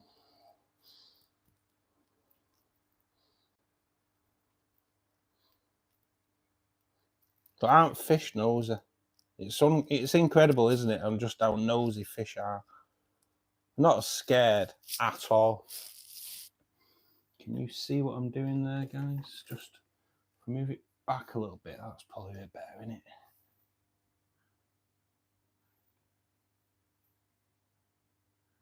Clegis, thanks for joining us today, buddy. I can't really read the chat at the moment because I'm obviously doing this, but how often do I feed? Now, I've actually got a video coming on. It should be on now. It would have gone on at 3:15. And explaining feeding and how many times I feed. So it goes into the benefits of offering your fish like a varied, nutrient-rich diet, and goes into all that, mate. It's well worth watching. But with rainbow fish, it is recommended to feed them 3 times a day. I tend to feed once or twice, mainly because of work commitments. But yeah, go and check the video out, buddy. I think you'll enjoy it. After the live stream, obviously. It's the first time that I've launched a video on YouTube and not kind of like watched how it's doing. I won't know how it's doing until I finish the stream, which is a bit of a mad one because normally I kind of bit like a helicopter YouTuber, if you will. I sit there, just keep clicking on it to see if it's doing all right. It's kind of what, I don't know if it's me, OCD, or that's kind of what all YouTubers do. Don't know. But yeah, you kind of launch a video and then you sit there thinking, go on, someone watch it, watch it, watch it, watch it.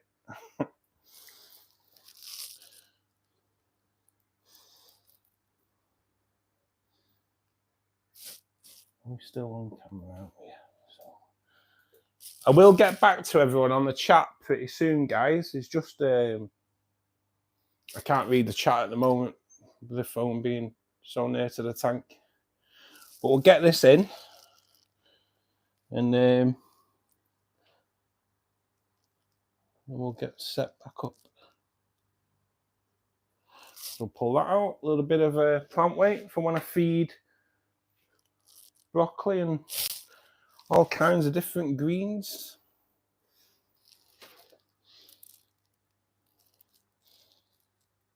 But this, hopefully, this grass will be the thing that sets this tank off just a little bit more. Because I've always been looking for green, like a grass or something to carpet at the front. I'm kind of not expecting this to carpet, but it would be nice to have these grasses growing for sure.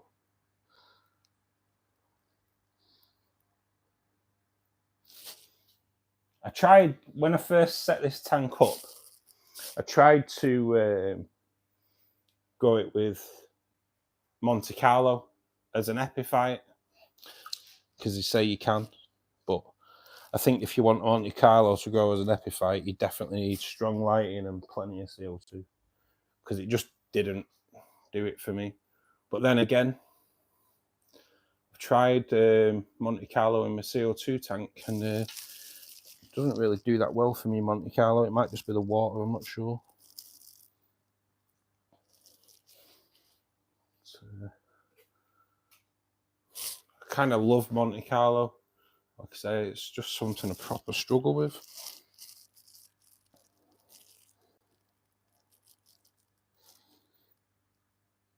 So in this tank, it's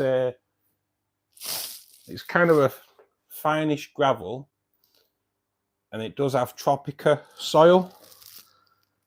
There is Tropica soil, but it's in bags. So when you uproot plants, you're not bringing the soil up with it. Does everyone? How do other people do that? Does everyone kind of put their soil in bags? For me, it's the only way. Okay, so that's all the plants in for now. Anyway, into this tank, we'll see how many of them that the Cories decide to uproot while we're on stream.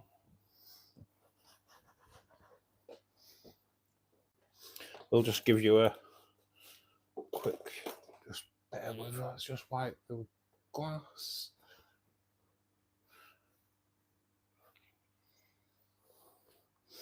And hopefully, if I can, as you can see, we've got all that grass in there now.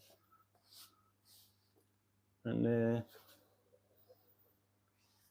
hopefully that grows in nice and quick. And, well, you never know. You never know, it may carpet. It may not. Only time will tell, eh? Right. So let me just get everything back into place, guys, and I'm proper with you again. I'll catch up a bit on the chat. As you see, put towels down so I don't ram my chair into the tank. So I'm just got to watch because I'm tangled up in all the wires and everything. So, okay, so we are back, I think. That's not good though. Okay, we're back. So let me just come back on the chat a little bit, guys. Okay, so we're going to there.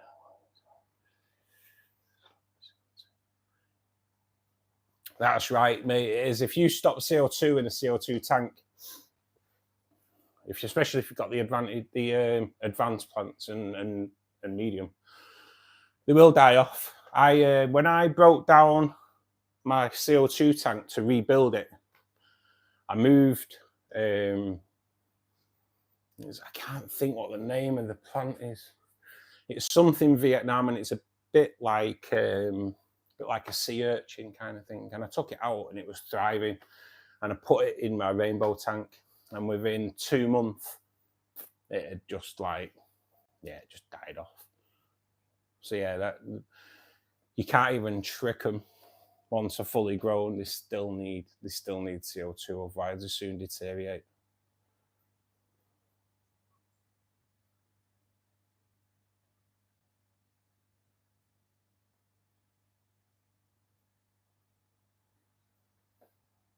So Clee, just right. Okay, so I think I did answer your question, mate. Yeah, I have got a feeding guide video out at the moment. It's launched at 3:15. That explains how I feed my fish. It also goes into detail of what feeding a good balanced diet does for your fish. We all know that a balanced diet is good for us, but what does it do for your fish? And this video goes into it. So yeah, it's quite a good one to watch. So if you've not watched it, guys, check it out later on when the stream finishes. It's I enjoyed making it. I did. For anyone that is watching today, if not subscribers to the channel, if you could just click that subscribe button, that'd be great, and the like button. just try to grow this community. So this is a live fish club meeting. We are growing it. It started on Monday. This is the third meeting, and the chat's been on fire today. It's been really, really good. So anyone that's in here at the moment that's on the chat especially, thanks very much for helping out loads. And we want this community to grow.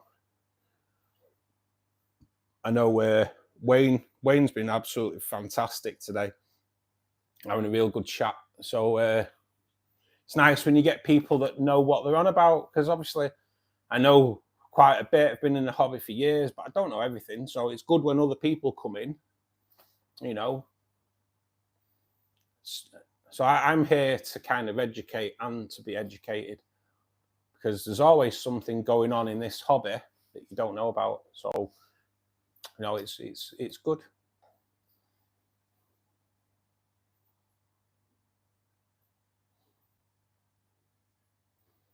Hi, Sergio. Thanks for joining us. Hopefully you're still in here. But thanks. It is a beautiful tank, mate, and I put a lot of love into them, mate. I do.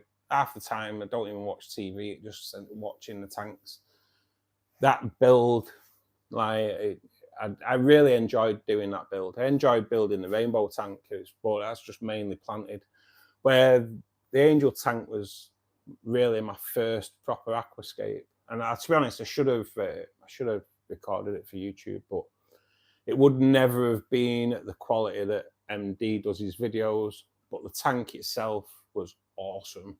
Actually, when I did that tank and planted it, I entered it into the Made in Aquatics competition, and yeah, from day one of it entering for the month, it just stayed top, and it smashed it.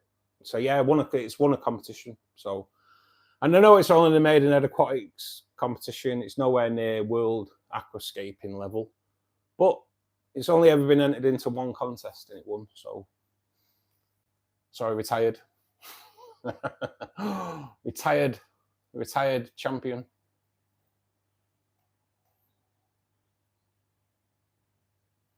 Thanks, Shari. Thank you very much. It's all right, mate, isn't it? I'm glad you watched it, actually, mate. It is a good. I enjoyed doing that video. I did, and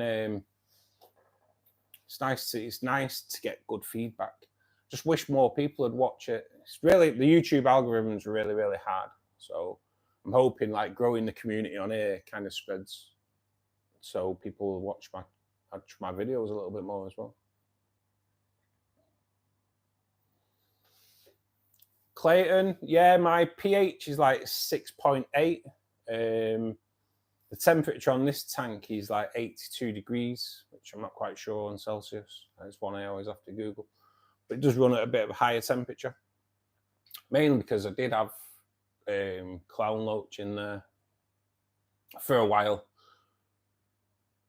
And clown loach are quite prone to white spot, aren't they? So a good way of keeping fish away from white spot when they're prone to it is 82 degrees. So Sagittarius, yes, mate, that's what I've put in there. Yeah, I don't really know much about the plant. I just hope that it grows and it looks well.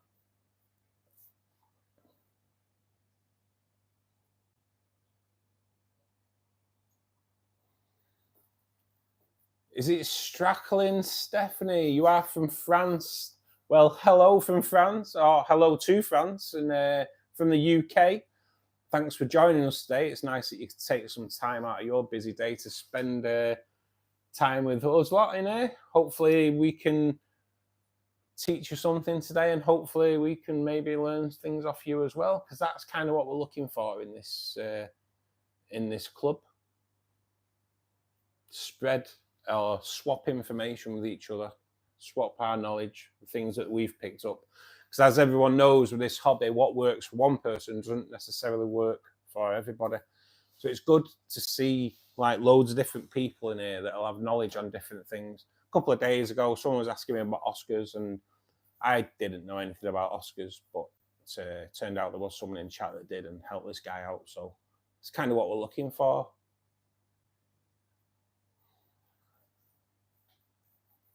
I know, Shari, you know what, mate? Everyone keeps telling me I need to do TikTok.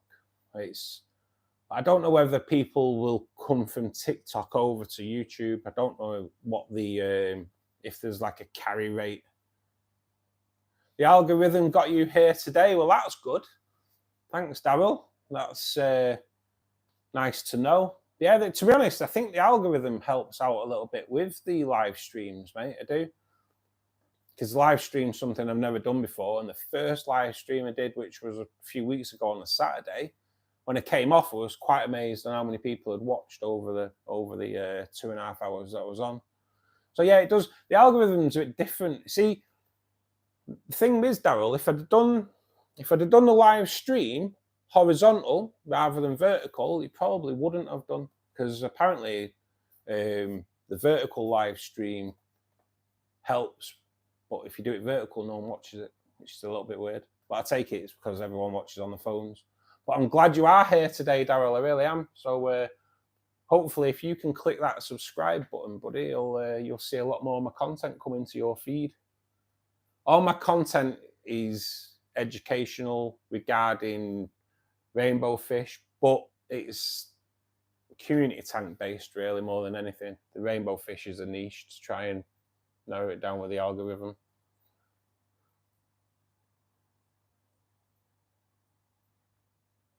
Soft tackle, will it? And to be perfectly honest, mate, I am thinking of CO2 into this tank at some point. Because it's an easy plant is the reason why I kind of got it, hoping that it'll just like do okay at the moment. If it just does okay, I'll be quite happy to have some plants growing just in front of that rock, because I kind of want that looking as real as possible. It'd just be nice to get some plants growing. I've always done it with Anubias Mini, but all the Anubias Minis kind of like breaking up a little bit. So I did replant some the other day. Or say replant. I actually stuck some to a piece of slate and then planted the slate so it sticks up. And that is kind of all along here. You can see it there. And now I've kind of put that little bit of grass in between. So I'm hoping the effect looks pretty good.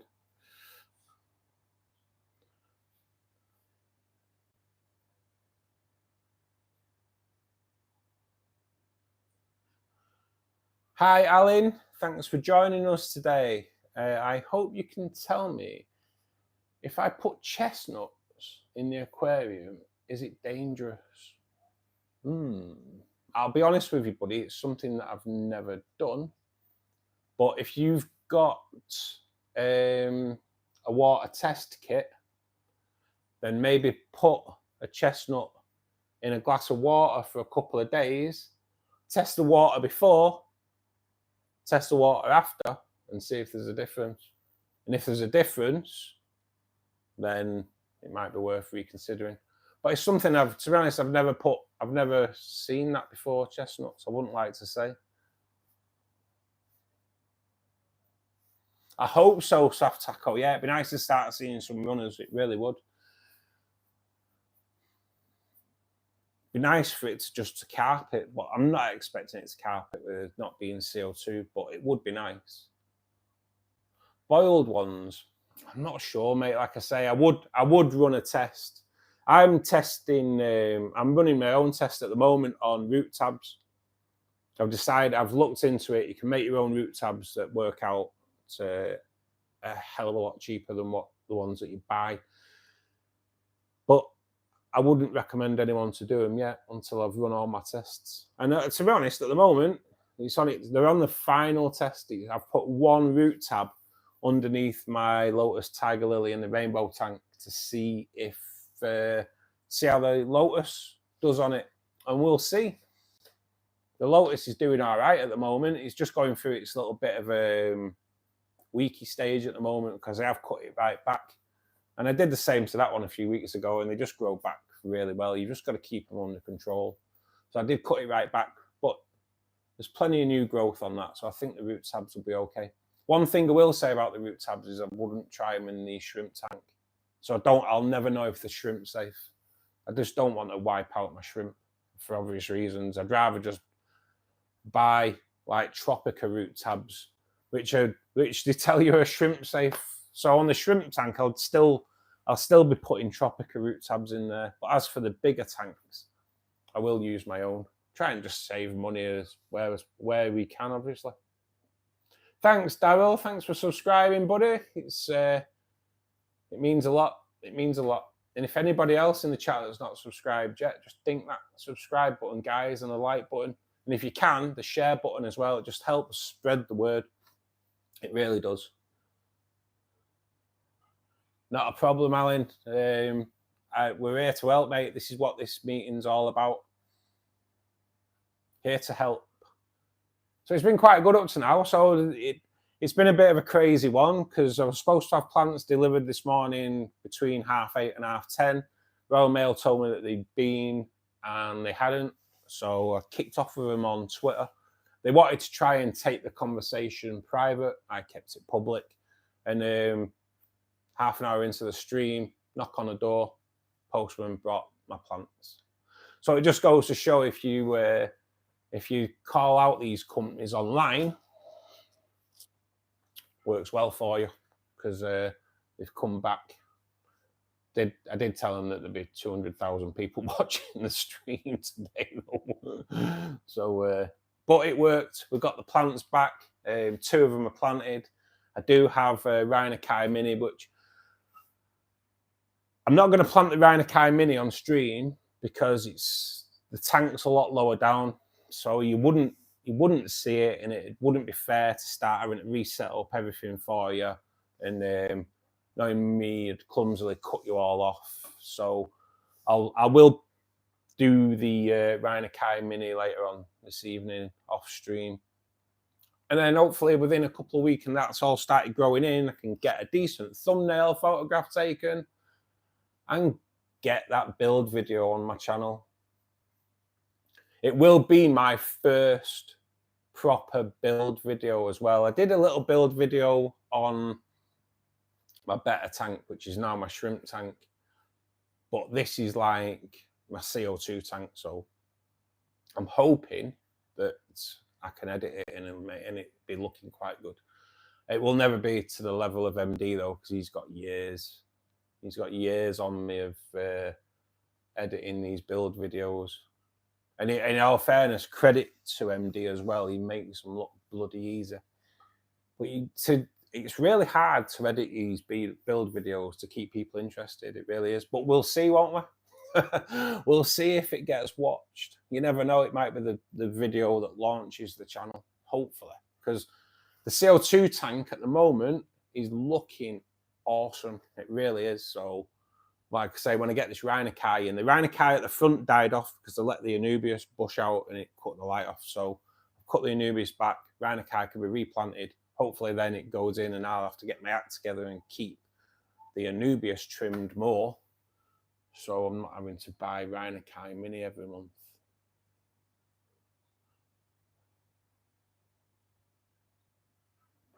Thanks, Daryl. Yeah, it's nice to see we're inspiring. Oh, we've got Diddy in the stream today. And it's got to be the real Diddy because his picture's there as well. So hope everything's going well for you there, Diddy. I don't think luck's been on your side this past couple of weeks, has it? Tanner B, thank you for joining us today. Nice of you. You could take some time out of your busy day to say hello to us all. You just started your tank 2 weeks ago.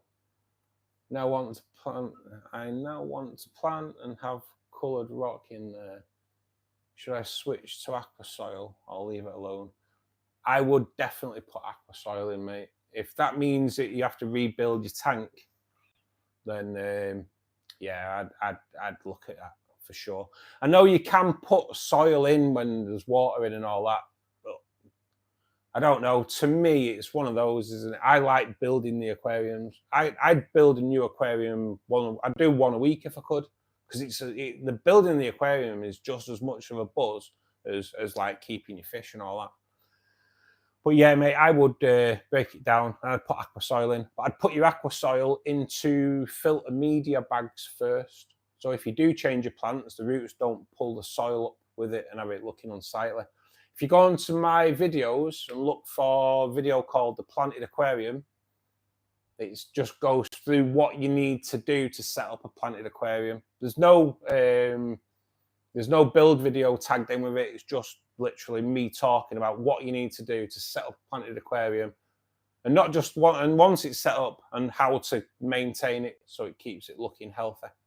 So yeah, it's well worth checking out, mate. But yeah, I'd try and restart and put aqua soil in.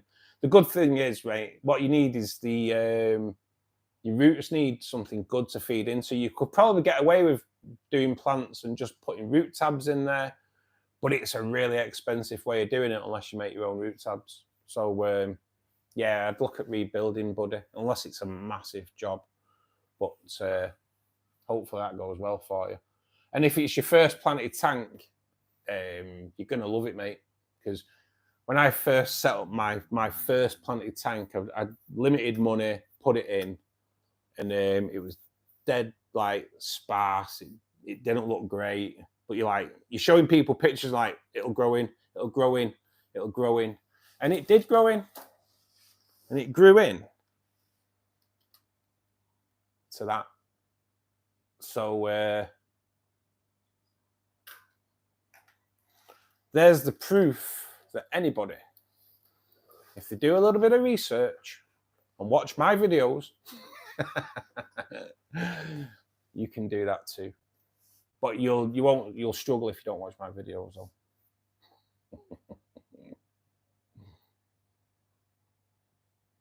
I'd like to buy everything, would you, Diddy? I've heard this about you, mate. Especially with Bieber. Nah, I'm only joking. I don't want to go into that because I don't know if it's true. I won't soon enough, Diddy, do it. Especially with him being in the chat as well. Thanks for joining us anyway, Diddy. I know we're having a bit of a laugh with you, but you have come on as Diddy, so. But it's good that you've popped in and said hello anyway. Diogo, thank you for joining us today, buddy. Nice to see you back, and hope you're doing well. How's your day been, buddy? You have missed us doing a bit of planting today, mate. We've got some sage into the angelfish tank. You missed us by probably about 10-15 minutes, buddy. But yeah, but we've got it in there now. It's just got to settle in, and I've kind of going to have to brief the Corys and tell them to stay away from it. But I'll be honest, my Corys just never listen to me, and I know they'll go rooting and dig it all up anyway. So I'm expecting at least half of that to be floating around in the morning. Say, if I put a sign in there saying keep off the grass, the Corys don't bloody read it anyway. So what's the point?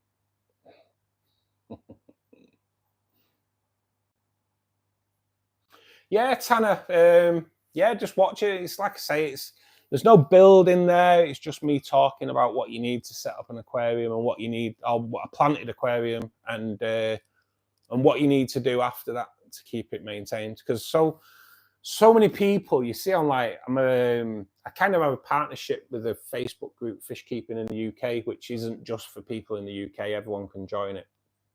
And so many people on there are like, why are your plants so healthy? What am I doing wrong? And you're like, well, do you fertilize the water column? No. How do you expect them to grow if you're not feeding them? That's the thing with a planted aquarium, to me, is just an indoor water garden, and you put fish into it. And they both need just as much care.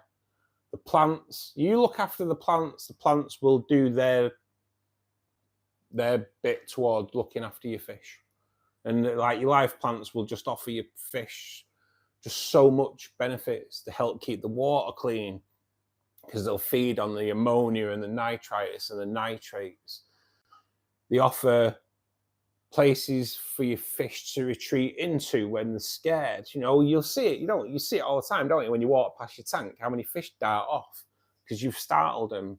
And the plants just give them that little bit of a place to hide, and they give places for fry to grow out. As I was saying earlier, the right hand side of my angelfish tank is just a massive anubias, and it is a little, I'll be honest, it's a little bit algae ridden, the anubias in that corner. Someone said the other week, oh, why is that anubias full of algae?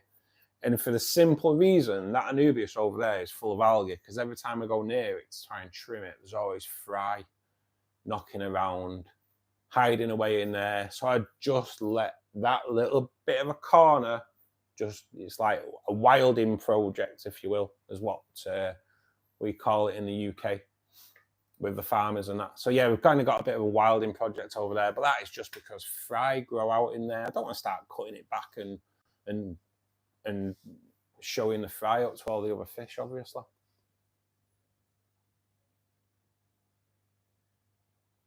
But yeah, live plants. So they're going to clean your water. They give them places to hide. They also give you fish places to spawn as well. So like rainbow fish will spawn in the leaves of like the Java fern and things like that. So always a good thing, live plants. They offer so much towards your aquarium. As I say, they do need looking after just as much as your fish. You look after your plants, and your plants will help look after your tank for you. Keeping that water clean and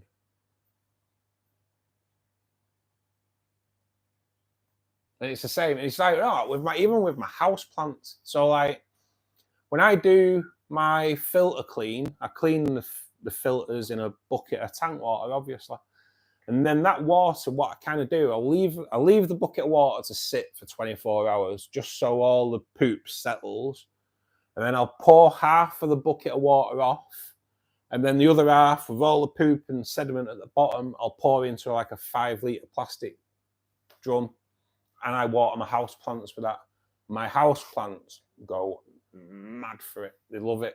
My house plants just thrive because you've got the fertilizer that you put in the tank anyway to fertilize your plants. You've got the fish poop that breaks down, and yeah, your plants go wild for it. So Ian, you fed your garden plants. It does make a massive difference, doesn't it? It does. And like for garden plants as well, coffee grounds. Coffee grounds is a great one in your garden. Coffee grounds just wow, they make your plants explode. I only come across that once when I saw that Starbucks was selling used coffee grounds, and I was like, what do you use that for, mate? It was like, oh, plants. Gardeners put in the plants. So like my mum and dad are proper keen gardeners, and I have a coffee machine. So I started saving them the coffee grounds, and I saved up enough. There was like a carrier bag full of coffee grounds.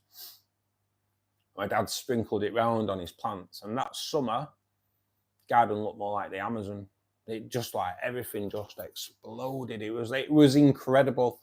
Even like my dad was shocked, and my dad was like a proper keen gardener, and he was amazed at just the difference it made. And it does. So now I save up all my coffee, and my parents' mates all use it in their garden. Should sell it them. But it's well worth looking at. Is there a knack to trimming plants, or do we just go for it? You know what, Shari, mate? Don't be scared of it. Just trim them. You will. On stem plants, what I'd say with a stem plant is if you cut a stem plant in half, try and trim it as near down to a protruding leaf, if you will. So you've got a stalk to plant. And then, yeah, just don't be scared. A lot of people are scared when they're trimming the stem plants. Just cut them, replant them, and let them go wild. As for anubias, Java ferns, even down to like the lotus tiger lily, when you're trimming the leaves on those, on the anubias and the Java fern, try and trim as near to the rhizome as possible. And with the lotus, try and trim as near to the bulb as possible.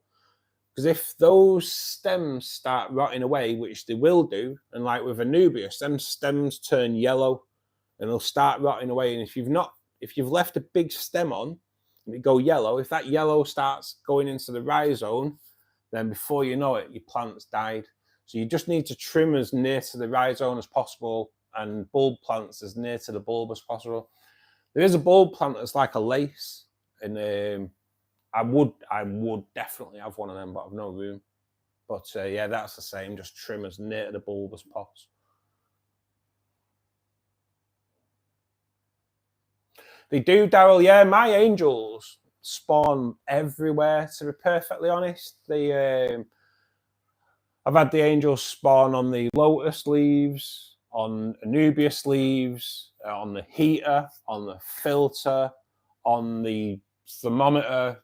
God, angels just spawn everywhere, don't they? They don't care, those angels. They'll just drop eggs everywhere. Not a problem, Shari, not a problem. Glad I can help, mate. That's what we're here for. I use my water from my pond. Yes, yeah, Ian, yeah, this is it.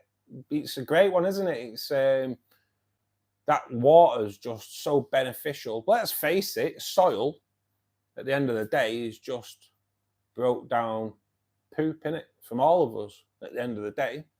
That's why that's why the world's growing, because we're all our waste just turns to soil in time, doesn't it?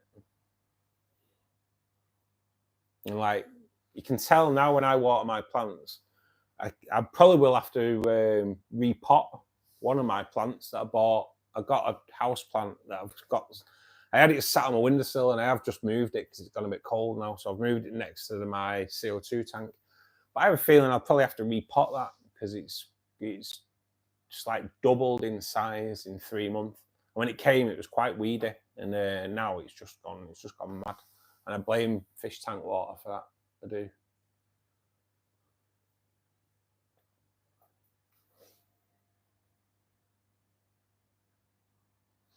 We've got a few people in here at the moment. Cheers for joining us today, guys. It's really nice that you could take the time out of your day to say hello to us or to pop in. Feel free to join the chat. Feel free to ask any questions. If I don't have the answers to those questions, there may be someone in here that can, hopefully. And hopefully over time as it grows, then there'll be more people in that can answer questions that I obviously don't know. I don't know everything, obviously. I wish I did. But thanks for joining us. If you aren't subscribed to the channel, if you could just drop a subscribe, that'd be fantastic. Click the like button, click the share button. I do have a video that came out today at 3:15, which is about feeding fish, nutrition, healthy, balanced diet, and what benefits they get from that. It's quite an interesting one. I enjoyed making it, so I hope you enjoy watching it. There's many videos on my channel that are all educational, so if you can watch them and like them, that'd be really, really good.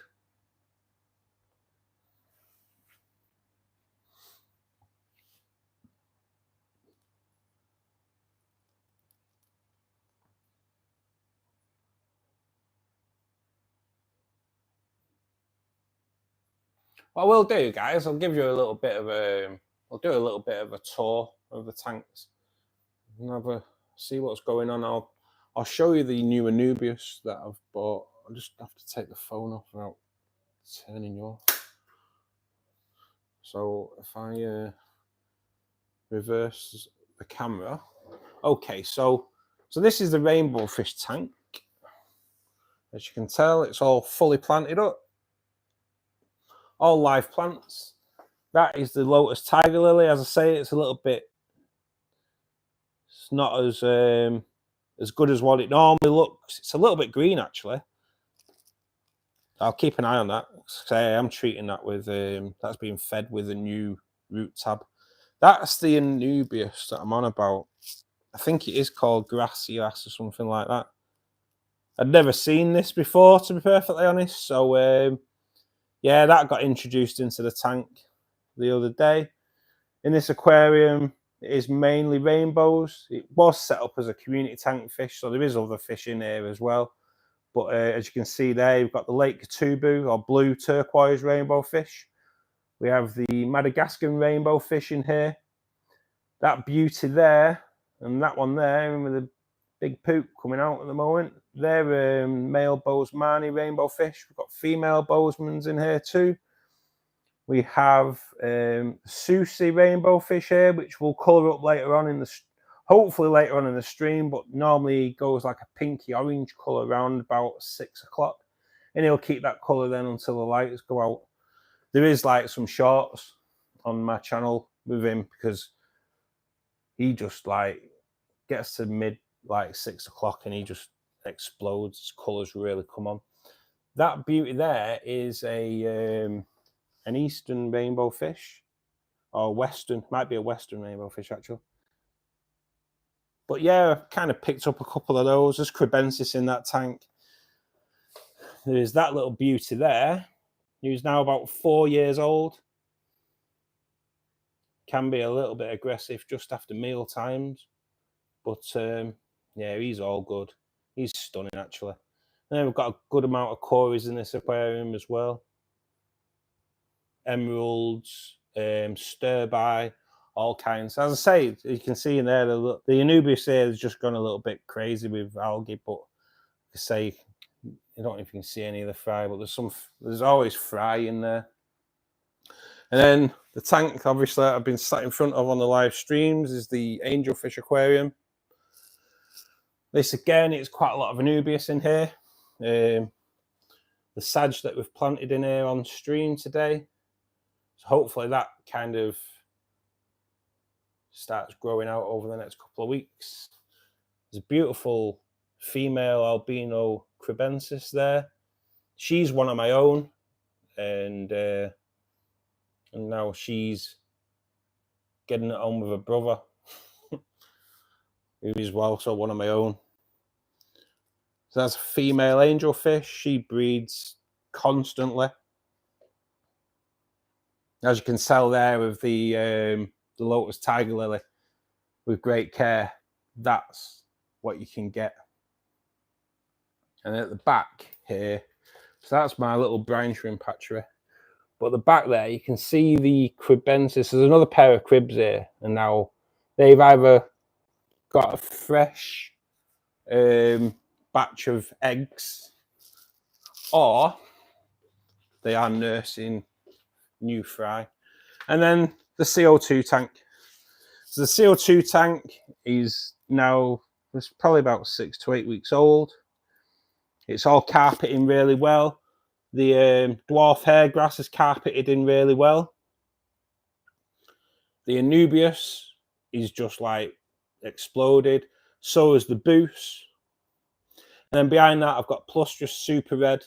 I can't remember what the gold plant's called, and then Plustrous Super Red.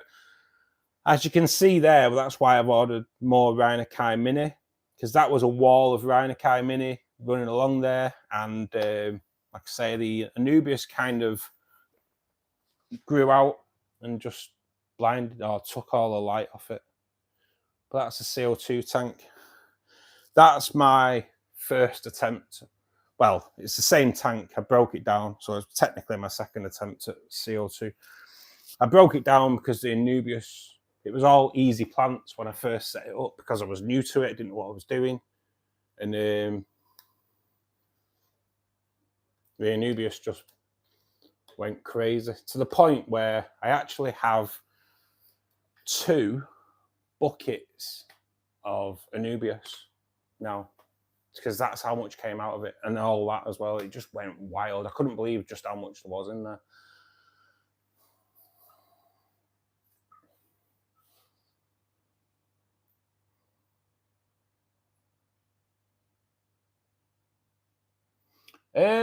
Daryl, no, I've not had a problem with crossbreeding. I take it they probably will crossbreed, but no, I've not. I haven't even seen them like crossbreeding. Actually, they've always stuck together. So no, I've not had a problem with crossbreeding, but just one of them, innit?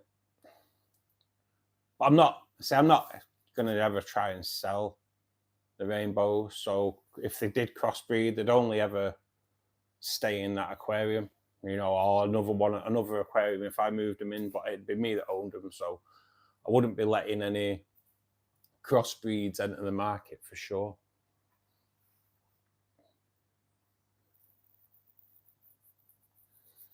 No, mate. I've never seen them crossbreeding. The problem with like kind of round here as well is getting females. So I do have a lot more males than I do females. Female Bowsmans, I only managed to get female Bowsmans probably it would have been about 3 months ago. And I'd walked into a store near me. I've already mentioned them on stream before, and they had 4 rainbows in there, and I was like, they're all females. And it's obvious that people have gone in the shop and went, I want that one there, I want that one there, I want that one there. Because they'll take the males because they've got the colour. No one really wants females because they don't have the colour. And then they wonder why they don't breed. So yeah, I got lucky really. So I know you're supposed to like outnumber your males and females, but you can't if you can't buy them. But yeah, I do have 4 males and 4 female Bowsmans in there. As for like the Madagascan, I'm pretty sure they're both males. Same with the Easterns or Westerns. Can't remember with them. I think they were sold to me as Westerns, but I think they're Easterns or vice versa. Not quite sure. Can't remember. And then the 2 Susi, they're both males as well. I don't want to buy. I don't know whether breeders just don't part with females, because if they sell the females, they're selling a source of 200 new fish, aren't they? So I take it breeders kind of hold the females. You can't blame them for that, can you? Thank you, Shara. Thank you. I do spend a lot of time on my tanks. When I finish work, sometimes I'll be watching TV. I do try and do my maintenance on a Saturday, but maintenance just spreads to any day of the week that something needs doing. I can't sit there thinking, oh, right, that needs doing on Saturday. No, I try. I'll go, right, oh, that's going to need doing on Saturday. And then 10 minutes later, I'm doing it. Because I can't sit there and watch it. So I did it the other day. I was looking at my shrimp tank. My shrimp tank, because shrimp are quite sensitive to anything, and the secret with shrimp is not really doing anything. Just everything has to be consistent. So I don't really do water changes. I just do top ups. And I was looking at it and I was like, right, there's quite a bit of algae growth there on the filter and things like that. So I went in there with tweezers and I'm taking the algae growth out, making sure there's no little shrimplets in there. And ended up taking the moss out of there that was in there, because there's is it Riccia or something like that? It's like a moss, and it's a floating moss. And it's a light green, and I wanted it to kind of sit in this wood that's hollow, and I'd put soil in the wood and I'd put the Riccia on top, which I'd already tried to do with Monte Carlo. But I am the Monte Carlo killer for sure. I just kill Monte Carlo. I've given up buying it because if you want someone to kill Monte Carlo, give it me, it'll be dead within a week. So yeah, I tried Monte Carlo on there and it didn't work. So I did this I think it's called Riccia or something like that. But the problem with it being a floating moss, it's trying to get to the surface. So it never really settled as I wanted it to settle. So I've tried and took all that out. And I ended up doing like a 50% water change on the shrimp tank. And that was going to be like, oh, that'll need doing Saturday. Say 10 minutes later, I started, and I thought, you know what, just do it now. It only takes 10 minutes. Anyway, 2 hours later, I'm still like working away on it, 50% water change. And I had to drip in that I just left doing overnight. So I have a bit of a thing, airline with a metal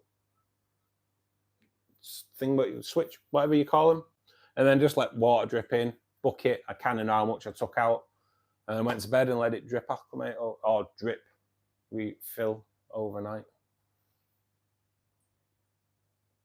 Waffling there, right? My spouse brought home multiple types of rainbows, and we've never done rainbows in the fish room much yet. We are debating housing them together or keeping them separate by type.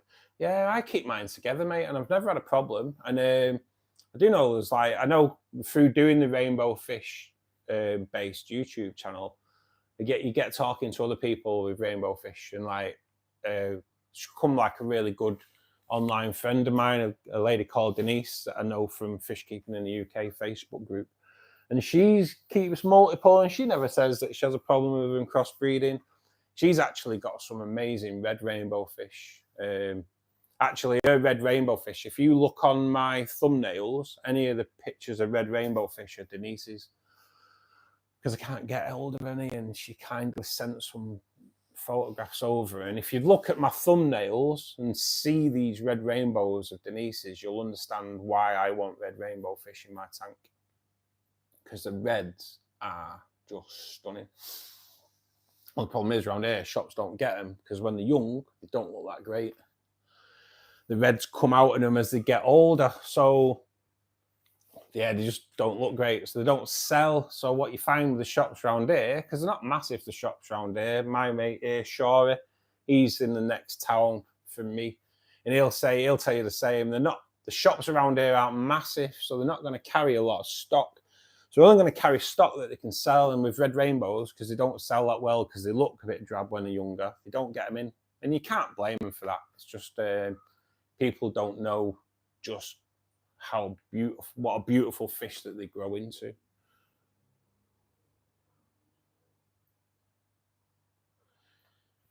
John Ashley, is it Manolo? Thank you for joining us today, buddy. It's nice that you could call in out of your busy day and say hello and join in with the chat as well.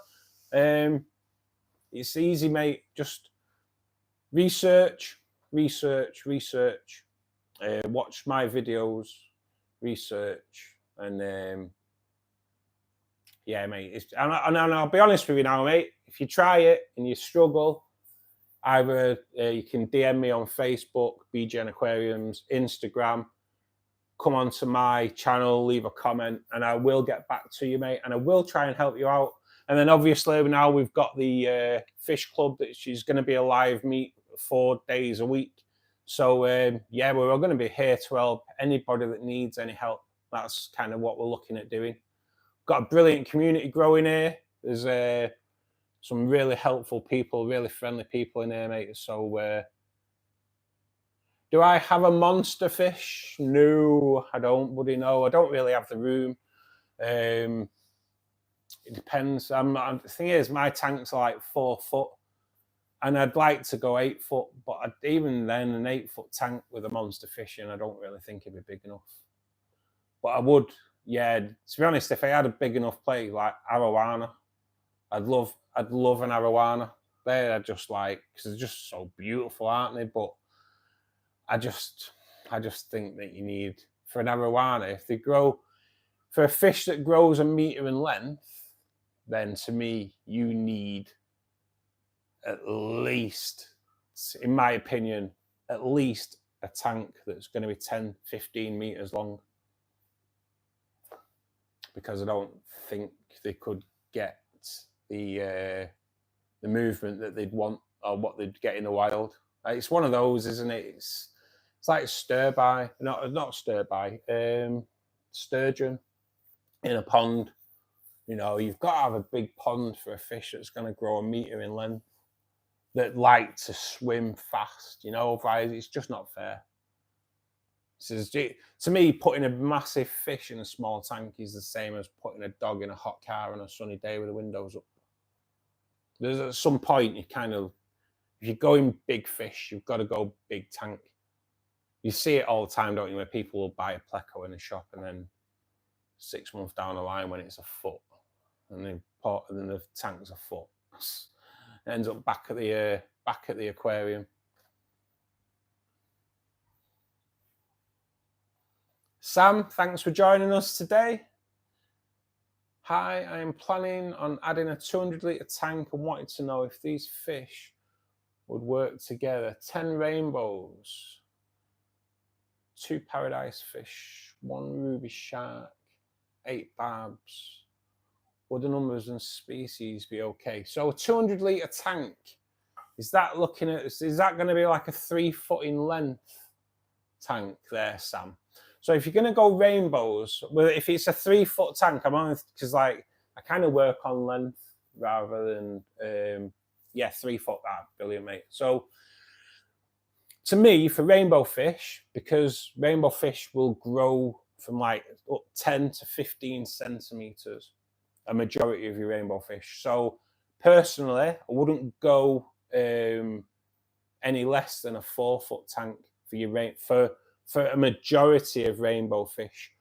But you are lucky because you've got the dwarf neon rainbow fish, and they only grow to like about 3 inches, and they will fit happily into a 3-foot tank. And if you wanted 10, happy days. Just try and get male and female, especially with the dwarf neon. It's dead easy to tell on the dwarf neon. Tell with the fins. I think males have a red fin and females have the orange fin, or vice versa.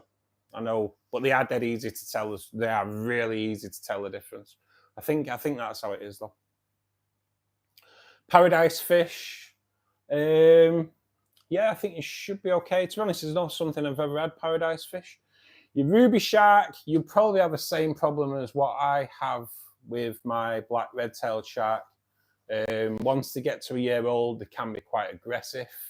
So if you are putting a ruby shark in there, mate, just what I'd say is make sure it's like heavily planted, plenty of sight line breaks. So if there is a little bit of tension, they can move away from each other and forget all about it. Barbs. Now, to be perfectly honest, it depends what type of barb. If you're going for like tiger barbs, and then I'd stay clear because tiger barbs are quite nippy. But if you're going to go for like a little cherry barb or something like that, you should be fine because they're quite non-aggressive, aren't they? But especially if you're going to do rainbows and have them planted, then also your tiger barbs will kind of destroy your plants a little bit.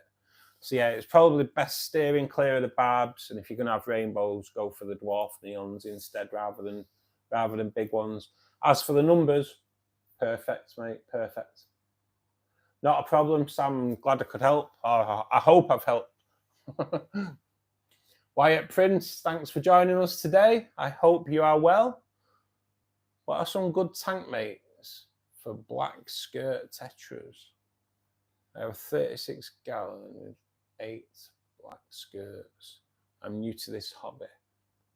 Well, Wyatt, I have never come across black skirt tetras before. I've never actually heard of them. Are they quite a large tetra, mate, or are they a small? Are they a small tetra? It's something I've never heard of, to be perfectly honest. If they're a large tetra, there's probably a chance that they'll be quite aggressive. If they're a smaller tetra, then they probably will fit side by side in any community tank. 2 to 3 inches.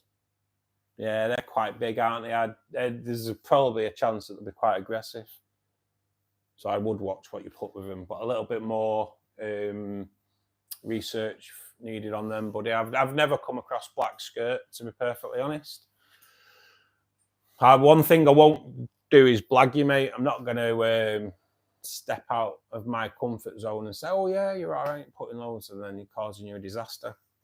Hence why I've kind of started this fish club, because hopefully in time, as the audience gets larger and the membership gets larger, then people will be like, I've had them, mate, you're all right doing this or whatever. I wish I knew everything about every breed. I do, but over time, we're all here to learn, aren't we? I'm here to learn as well. You know, you learn it. I've picked up, so I've been in this hobby for like 40 years, and I've picked up loads. I've picked up loads of information on the live streams over the past week. I've been doing the live streams, I think it's like 3 or 4 weeks, and we've kind of done the fish club now, but I've learned so much. It's quite incredible. You think you kind of know a lot, and then you find out that there's so much. They're more common in the USA, are they, Daryl? That's probably why, yeah. It's like something that you don't really see over here. I've never seen them. That makes sense.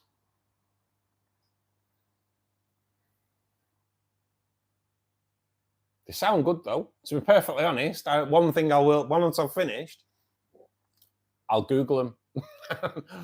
I like, because some tetras are awesome, aren't they? I'm a big fan of cardinals. I do love cardinals. I know there's someone in here the other day who was like, he prefers the neons. Like with me, I've got a few bigger fish like angels and the rainbows. So neons, with my rainbows at the moment, neons would be okay. But as my rainbows grow, the neons would end up being food. And as for the angel fish, I think neons would be food for them already, whereas the cardinals are just too big for the mouth. I've seen black skirt, tetra, and planted community. Oh, there you go, mate. There you go. So Daryl's helping you out there, Wyatt. Thanks, Daryl. Like I say, this is like kind of how we want it to be. We want. It's not just me helping everyone out. We want everyone to help out, and now I know as well. Thanks for that, buddy.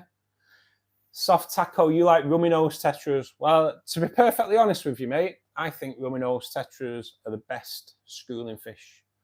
You never see, if you've got a school of rummy nose tetras, you never see one rummy nose on their own. They just stick together all the time. And to be honest, again, like I'd like to have like 50 cardinals in this tank, because when the sun's going down and the room's dark and it's still lit, cardinal tetras then just look amazing. But can you imagine, like this is 300 litre tank with 50 rummy nose tetras in there that shoal or school together really tight. They never split. What a display in your lounge, you know, or wherever. It's just in it, mate. In it, taco. In it. It's amazing, in it. It look awesome. I do get it with the cardinals. Like in the evening, as the sun goes down, as everyone will know, if you take a photograph of your aquarium during the day, it'll look awesome. But if you take a photograph of your aquarium with the lights on in the dark, when the room's dark, your aquarium just looks 10 times better, and so do the fish. And so like 50 rummy nose tetras all swimming around together would be awesome. It'd look beautiful. Yeah, mate, weaving in and out the plants, in it. It's just, it's like they're just those little special moments, aren't they? It's awesome. I do love rummy nose. To be honest, I think if I did a tank, like at some point, I'd like to maybe get rid of the angels out of it and go for either tiger barbs. It's maybe like 6 green tigers, 6 albino tigers, 6 normal tigers, and 6 like there's like an emerald tiger as well, don't they? Just like a lighter green. I'd love that in here, but just as much, I'd love like 50 cardinals and 50 rummy nose, because they'll shoal together as well, and make an even better display. Something else.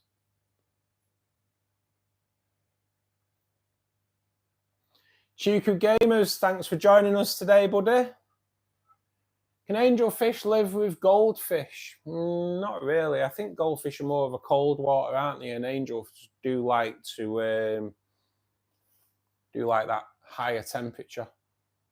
Plus, angels are just a little bit aggressive, aren't they? Especially at spawning. When they're spawning, which is every 2 to 3 weeks. So yeah, it's something. If you're gonna put them in, I wouldn't, to be perfectly honest, buddy.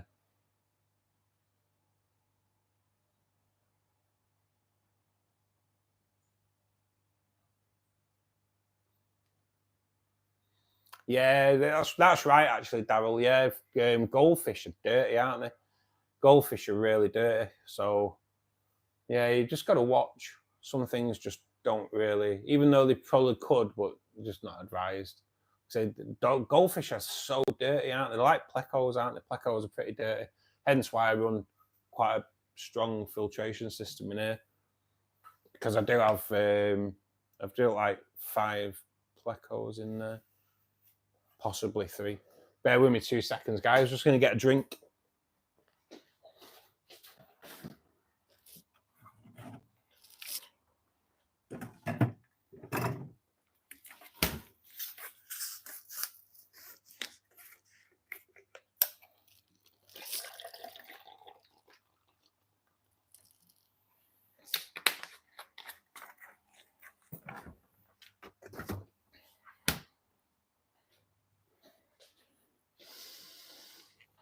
Sorry about that. All this talking makes me dry.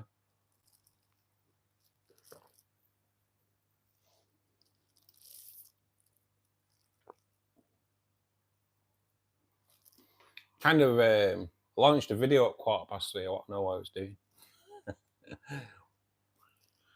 It's a YouTuber's thing. It's got to be. It can't just be me that sits watching. If anyone's watching your videos.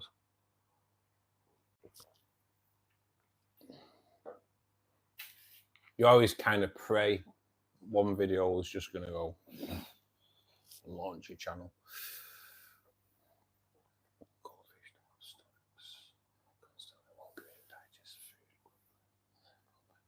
Is that right, Daryl? Yeah. Now I know. I kind of knew that with koi. I'd heard that with koi that they don't have a stomach. But so goldfish are the same, are they? So that's hence, yeah. So just whatever goes in comes out straight away. Didn't know that, mate. See, it's like I say, you learn everything. Goldfish is something I've never really been into. I used to have one as a kid. I used to have goldfish as a kid, but it's not something I've ever had. I'm more tropical. I like my tropical. I would like to get like a cichlid tank as well, but in time, hopefully, the dream is I'd like a reef tank. And that's, but I know nothing about them, absolutely nothing about them. So I was like, I always research everything before I go into it anyway. So if I do end up getting a reef tank at some point, then I'd look into that massively. And I'll be honest, I'd like to know someone that's got a reef tank. I do drive past an house actually that's got a reef tank, and if I got a reef tank, or if it comes to the point where I want one, I'd go and knock on the door. So look, I can see that you've got a reef tank every time I drive past your house. I need to know a bit of info. Definitely, that's what I'd do. So, but that's where I'd like to go. It's crazy that soft tackle, isn't it? I knew koi didn't, or I'd heard koi didn't have a stomach. I didn't know that went for goldfish as well. But all my fish are always blooming hungry anyway. I fed all mine some Repashy gel food this morning,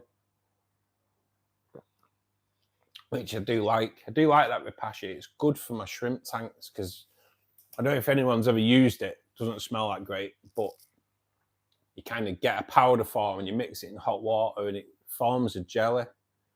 And once you cut it up, you can just store it in your freezer, defrost it, store it, and then feed it to your fish. But kind of stays stable in your water for a good few days. So not that it lasts that long. So I kind of put it, because it sinks, it's a good one. I think I've used bottom scratcher today. It's good for your plex and your cories. Like I say, the shrimp love it as well. So I put a few blocks into each one. My blocks are only small. Put it in the CO2 tank, and I do have a little clown pleco. I think it's a clown. Yeah, clown pleco in there, and he's been sat on it since. So I don't think anyone else is getting a look in at that at the moment. There's some in the shrimp tank, and the shrimp have been on that, and now they've kind of gone away from it. And as for the other tanks, I'm trying to get the gold nugget plecos to show themselves in air. That's like, it's just impossible. Absolutely impossible. So if anyone who doesn't know, I put 2 clown plecos in there last October, and the last photograph I took of them was December the 23rd. And I haven't seen them since. So don't know if they're in there or not. To be honest, don't know. There's no way of finding out unless I strip the tank down, and I certainly ain't doing that. So I don't know if the clowns are in there anymore. I've never had an ammonia spike, so an interesting one, guys. So the other day, I'm do quite a few polls on like Facebook and on YouTube, and so I polled an audience the other day regarding water testing. Now, I know we discussed water testing on the stream the other day, and I'm not going to go into that. I actually polled the audience: do test your source water, whether it's out of a well or from your tap? Do you test it? And because I test my source water about once a month, just to make sure that it's still okay, you know, because I pump it straight into my tank, so I need to know it's okay. I was quite surprised at how many people don't. I'm quite surprised how many people don't test the source water. It was quite interesting. So it's just one of them. Do you test your source water, or is it just me? Because I think you need to know what you're putting into your tank, don't you? A lot of people don't. I'm just quite interested if people do. Do your rainbows freak out whenever you tape measure around them? I ain't going insane. I can't figure out. Yeah, mate. As soon as I get my tape measure out to measure them, they all get off. If that's what you mean. Jay, nice to see you back, buddy. It's all right, mate. We all have our jobs that we have to do throughout picking the little one up from school. No problem, mate. No problem. Good to see you back anyway. There's not much been going on, mate. It's just been me chatting away like usual. We've had no other surprise deliveries anyway. Not that I'm expecting anymore.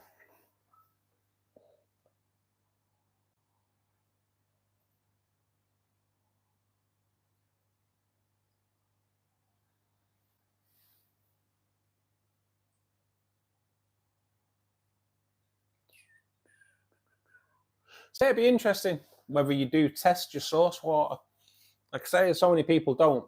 It's quite an eye opener, really, when you do these polls on, especially on like Facebook. You do a poll on Facebook, and it helps you sort out those that are just coming into groups to cause trouble as well. So obviously, I don't know if you know, if you do a poll on Facebook, it tells you who's clicked what option. So you can kind of see. So you see, you'll put a poll, you'll do something on Facebook, and someone will try and call you out on it, and then it's like, you know, kind of by you look and see what their like avatar picture looks like and all that. So you kind of know, and then you see them crop up, and you think, so you called me out on that the other way, but you do that. It's quite an eye opener. You kind of rat out the people that are just coming on to try and cause trouble, because you do get that a lot on the Facebook groups. You get a lot of people that are just like try and cause trouble. So a couple of weeks ago, I polled about euthanasia on Facebook, euthanizing fish, not people, and I was quite surprised. I had to take the poll down, so I polled it across 17 different YouTube fish groups, and after 30 minutes, I took the poll down because I'd been barred from 3, got warnings off, I think, 10. And all I did was poll, how do you euthanize your fish, and give options, and ask people to keep the chat amicable, if you will.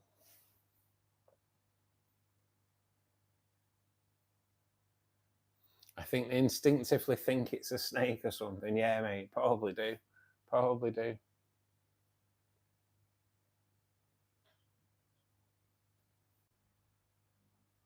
But yeah, what a subject. I ended up doing a video on that as well, on euthanasia. Again, though, I did a short to promote the video I did on euthanasia, because I've tried to keep it controversy free, which I've been told it is. There's no controversy in the video. It just goes into people's methods of euthanizing fish and why it's wrong. And then we're going to the only method that's recommended by the ISPCA. So it is quite a good video. So I did a short to recommend that.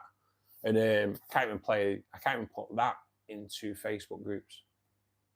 They don't want to know. But you know what really annoys me is they don't want to know about euthanasia, and they want people to teach people how it's done properly. They don't want people discussing it full stop. Whereas maybe someone coming on there and going, look, guys, if you're flushing your fish that's dying down the toilet, it's not the way forward. You can contaminate your waterways. It's cruel on the fish. It's not a guaranteed death. So it's you'd think they'd want people to try and show people how it's done properly, especially the way I've done it, with it being like controversy free, and it's just recommending why all these different methods are wrong and which one's the right method. So it's weird that you can get banned from trying to teach people the right way. Crazy. Are you on a well, Daryl? So does your water never really change that much then? Does it just stay the same? Because, like, I'll be honest, all the time I've tested my source water, it doesn't change. But, you know, it's just one of those, just in case they do. And I did have once the water got cut off around here while they did some work on a Friday evening, and we all got told the water was getting cut off. And on the Saturday, when I normally do my water changes, and I ran the tap, it was just like, water was filthy. And they were like, oh, you might have to run your water for 20 minutes. So I thought, you know what? I didn't do a water change that week. I just chilled. There's no way in the world that water was hitting my tanks that week. So I gave it a good week for it to clear. And I tested it. And yeah, it's kind of something that I do. I know water test kits aren't cheap, so you don't want to be wasting it. But I do test it once a month, just because I do 40% changes on the rainbow tank. So I do like to just to make sure that what I'm pumping in there is good. Comment God, thank you for joining us today. Do I breed betters? No, mate, I don't. It's something I've never actually done. I believe it's quite tricky breeding betters, but not that I've been told it's tricky, just from what I've heard. I believe it's quite hard. Am I right in saying that when betta fry come to the surface for the first time, it needs to be warm air, or they don't breathe properly? I don't know if that's true. That's just what I heard, and I heard that from quite a reputable person as well. So it's it's something I've never had, because I'd gone into a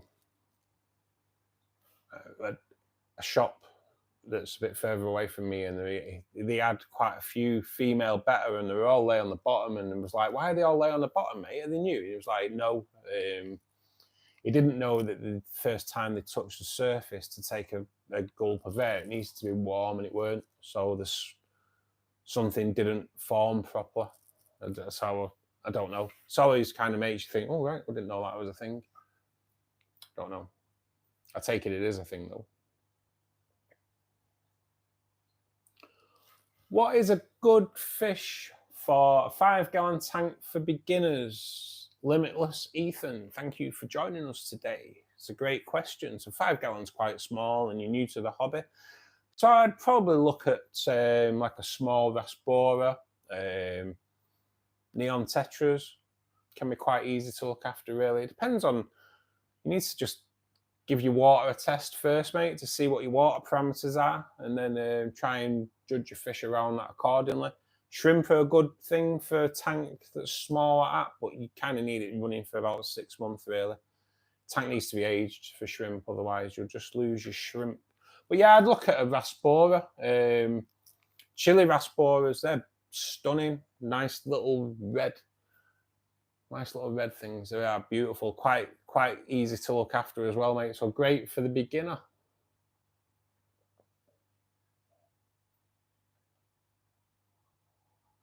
Yeah, soft tackle, I'm the same. I do, like I say, I do test once a month, or if the water's been cut off, or I see the water board working in the area, I kind of just give it a test. And it's just to make sure everything's right, really. Just a bit of peace of mind, isn't it? Because let's face it, if you do a 40% water change on your tank and you put 40% of contaminated water goes in there, there isn't much you're going to do, because you can't replace it because your water's contaminated. So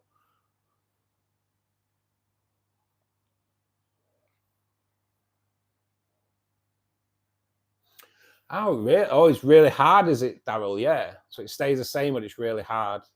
So yeah, that must be a bit of a mission for you then. So I take it you do things to get it a little bit softer, do you? Or do you just go for like hard water fish? See, this is what it's just like what you get when I don't have well water. So it's great. It's great hearing what other people have to come across. It really is.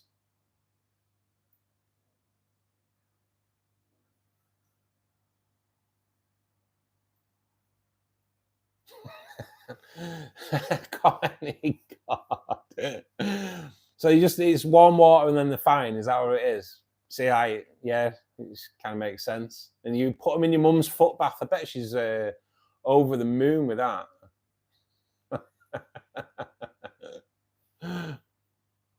Limitless Ethan, not a problem, buddy. That's what we're here for, mate. Here to help wherever we can.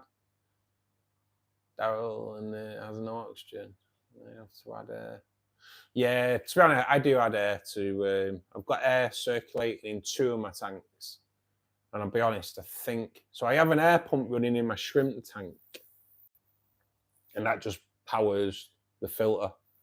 But I think I'm going to split it and have an air stone running in the shrimp tank as well. Because when I started doing a 10-minute work on the shrimp tank the other day that took 2 hours, I realised that there must be quite a few little dead zones in the shrimp tank. So yeah, I think I'll probably end up doing that this week and getting an air stone in there just to get a bit more circulation. Because I'm not getting enough circulation off just the air pump that's running in the filter. There is quite a few dead zones. I need to look at that. Probably end up nipping out tomorrow, and I do have to nip out in the morning and doing some shopping. So I might pick up an air stone if I've not got one knocking about.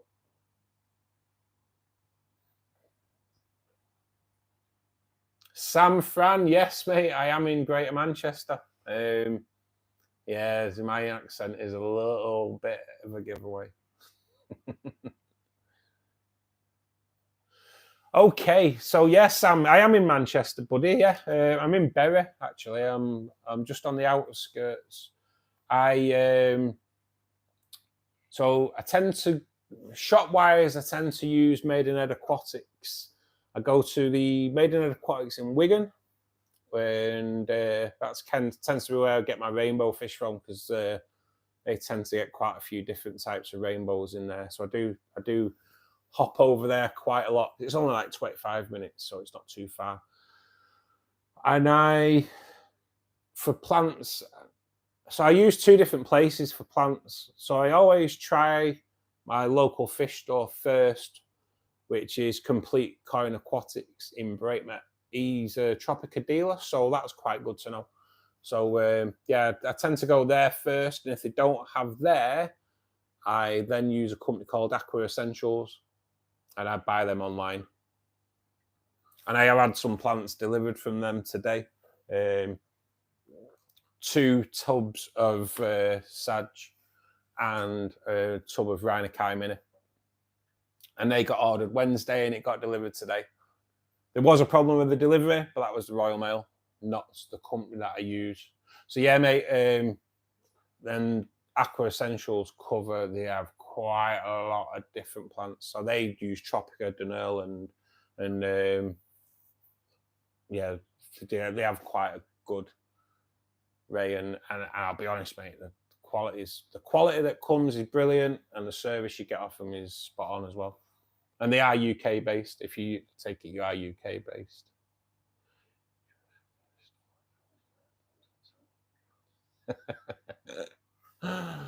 So yeah, she was a bit annoyed at you using her foot spa, was she, mate, for putting your better fry in.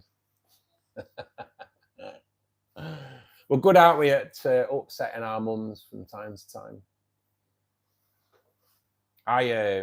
When I was young, I bought these big speakers from a bedroom because my mum used to run a catalogue. And I used to work next door to her, and I'd finished work and I went in to see her, and she was like, "Oh, your speakers are here. The box is big though," she said. "The box is big for the size of the speaker." So I was like, "All right." And I got home and they were there in the garage, and I thought, the box isn't that big. The speakers are big. I don't know what you're going on about. So anyway, I got upstairs into my bedroom, set them up. My mum comes home from work, comes upstairs, comes in my bedroom, looks onto my shelves and goes, "Where are your new speakers?" I was like, "There on the floor." I don't think she really spoke to me for a couple of weeks until I finished work early one day and got home and she was playing Shirley Bassey or something like that through them. I'm like, "Oh, you like them then, yeah?" It's like, yeah, attitude towards them changed. And believe it or not, still got them 30 years down the line. I still got them. Over 30 years. And they are awesome, to be perfectly honest. But yeah, I well upset my mum. The more nightclub speakers, like 18-inch cones. So what was a great idea for me wasn't as much of a great idea for my parents until I caught my mum playing her music through them. Are you in Salford, Sam? Yeah. My dad was a copper in Salford, mate. So I probably shouldn't say that. Yeah, my dad was a copper in Salford. Maidenhead 2. Which Maidenhead do you go to, mate? Do you go to the one at Ashton Underline, is it? Because I go to the one at Wigan. And I'll be honest with you, mate, because if you go to the one in Ashton Underline, the one in Wigan is probably just as much, just the same distance. And the one in Wigan is awesome. It's really, really good. The guy in there, there's a guy in there, I think it's called Dave. And I'll be honest, what he doesn't know about fish is like, he's awesome. It's a bloody good shop as well. It's well worth going in. They cover everything, ponds. The only thing they don't do in there is marine, but they have quite a big cichlid section. They have quite a big live bearer section. They've got a rainbow fish section, but they have all sorts in there. They have one of the only places where I've been around here that sell neon green Rasporas. And if you've not seen a neon green Raspora, look it up because you'll be forever smitten. If you've never seen a neon green Raspora, they're awesome. Beautiful fish. Yeah, Aqua Essentials, buddy. Yeah, I actually get my fertilizer from them as well. I use so they do their own fertilizers. They do the Neutro and the Neutro Plus. The Neutro is like the brown one for low tech systems, and then they do the Neutro Plus, which is for high tech systems. And I started using Neutro, and some of the plants were getting a potassium deficiency. So I switched over because it's so heavily planted. I switched over to the Neutro Plus, and say no more.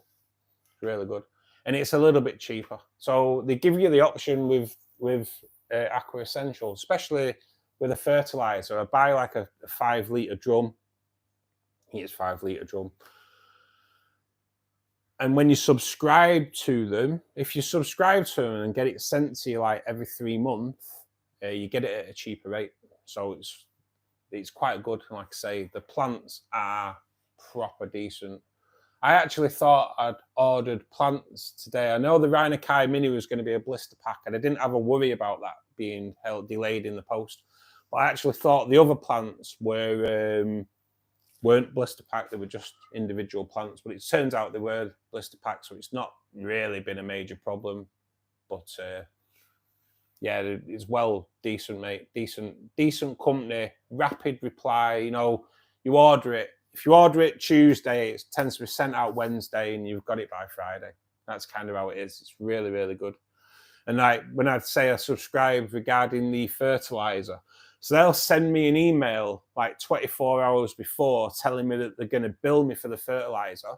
And if I've still got a load of fertilizer left, you can go on and say, "Nah, I don't want that delivery," and you can cancel the delivery and have it delivered next time around. So yeah, it's really good. You're not sat on 5-litre of fertilizer and they're sending you another 5-litre, so you can kind of hold back. I think you can only hold back a couple of times, otherwise you lose the cheaper rate. But yeah, it's well worth looking at, buddy. Yeah, the one in Wigan. So do you go to the one in Wigan then, mate? Yeah, it's a belting shot. That I think the one in Ashton-under-Lyne's a little bit more expensive. Never been to another Maidenhead. If you drive, Sam Fran, if you drive, which I take it you do if you're going to the one in Wigan, the one in Wigan is really good. There's the one, where is it? What's it called? It's kind of just through Cheadle. There's one up there as well. I can't think of the blooming area, what it's called. Bollington. Is it Bollington? It's like just on the outskirts of actually it's right near Bramhall. It's in a garden centre. It's in the Not Cuts Garden Centre. And that's really good as well. One thing I would say about that one that's just on the outside of Bramhall is if you want, if you're looking for a nice betters, they tend to be the shop to go to that I've found. I've been in there. That's the one where I've seen a gold better. I've seen like completely white betters. They seem to have a massive selection of betters that are just stunning, absolutely stunning. So, but it's well worth going over there. And there's a little cafe in the garden centre over there, mate, as well. So if you go over there, it's worth getting a bit of food as well. It's decent. And the cafe looks out onto a big lake. So it's in the summer, it's proper nice. But it's well worth going. It's another Maidenhead. It's really, really good. Good thrisopods and springtails there. So yeah, it is, mate, yeah. Yeah, they've kind of they've upped the game a little bit on that, haven't they? Last time we went in there, they had some quite a range of stick insects as well, which was nice. Because I'd like to do a terrarium as well. I'd like to do a terrarium where still a terrarium where there's fish at the bottom and then you've got things up top. I'd love to have a crack at that as well.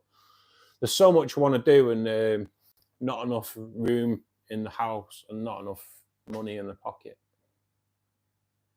Limitless Ethan, welcome back. I hope you are good. Nah, not a problem, mate. Thank you for thanks for joining us. And like I say, we're here to help, mate. All of us are here to help.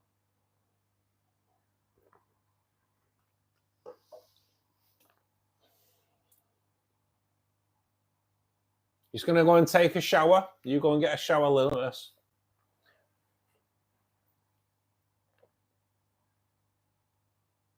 Activated carbon helps when the water is cloudy.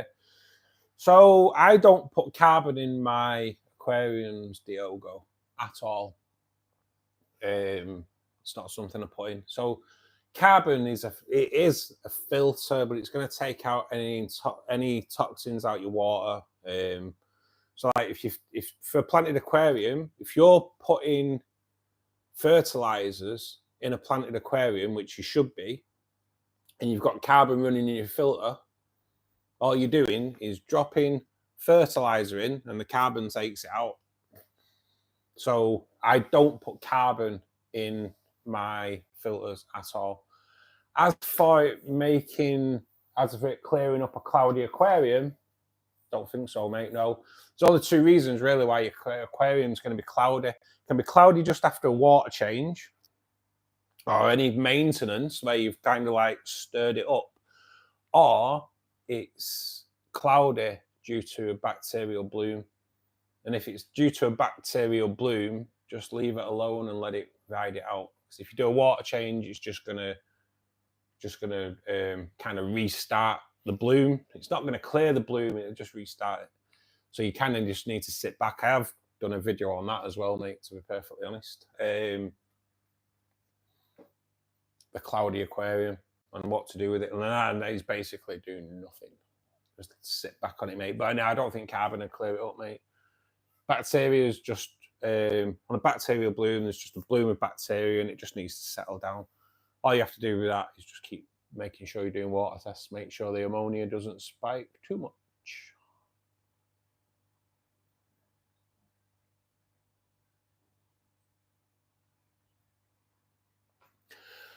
Limitless. Also, are betters good for starters? See, they are if you know what you're doing.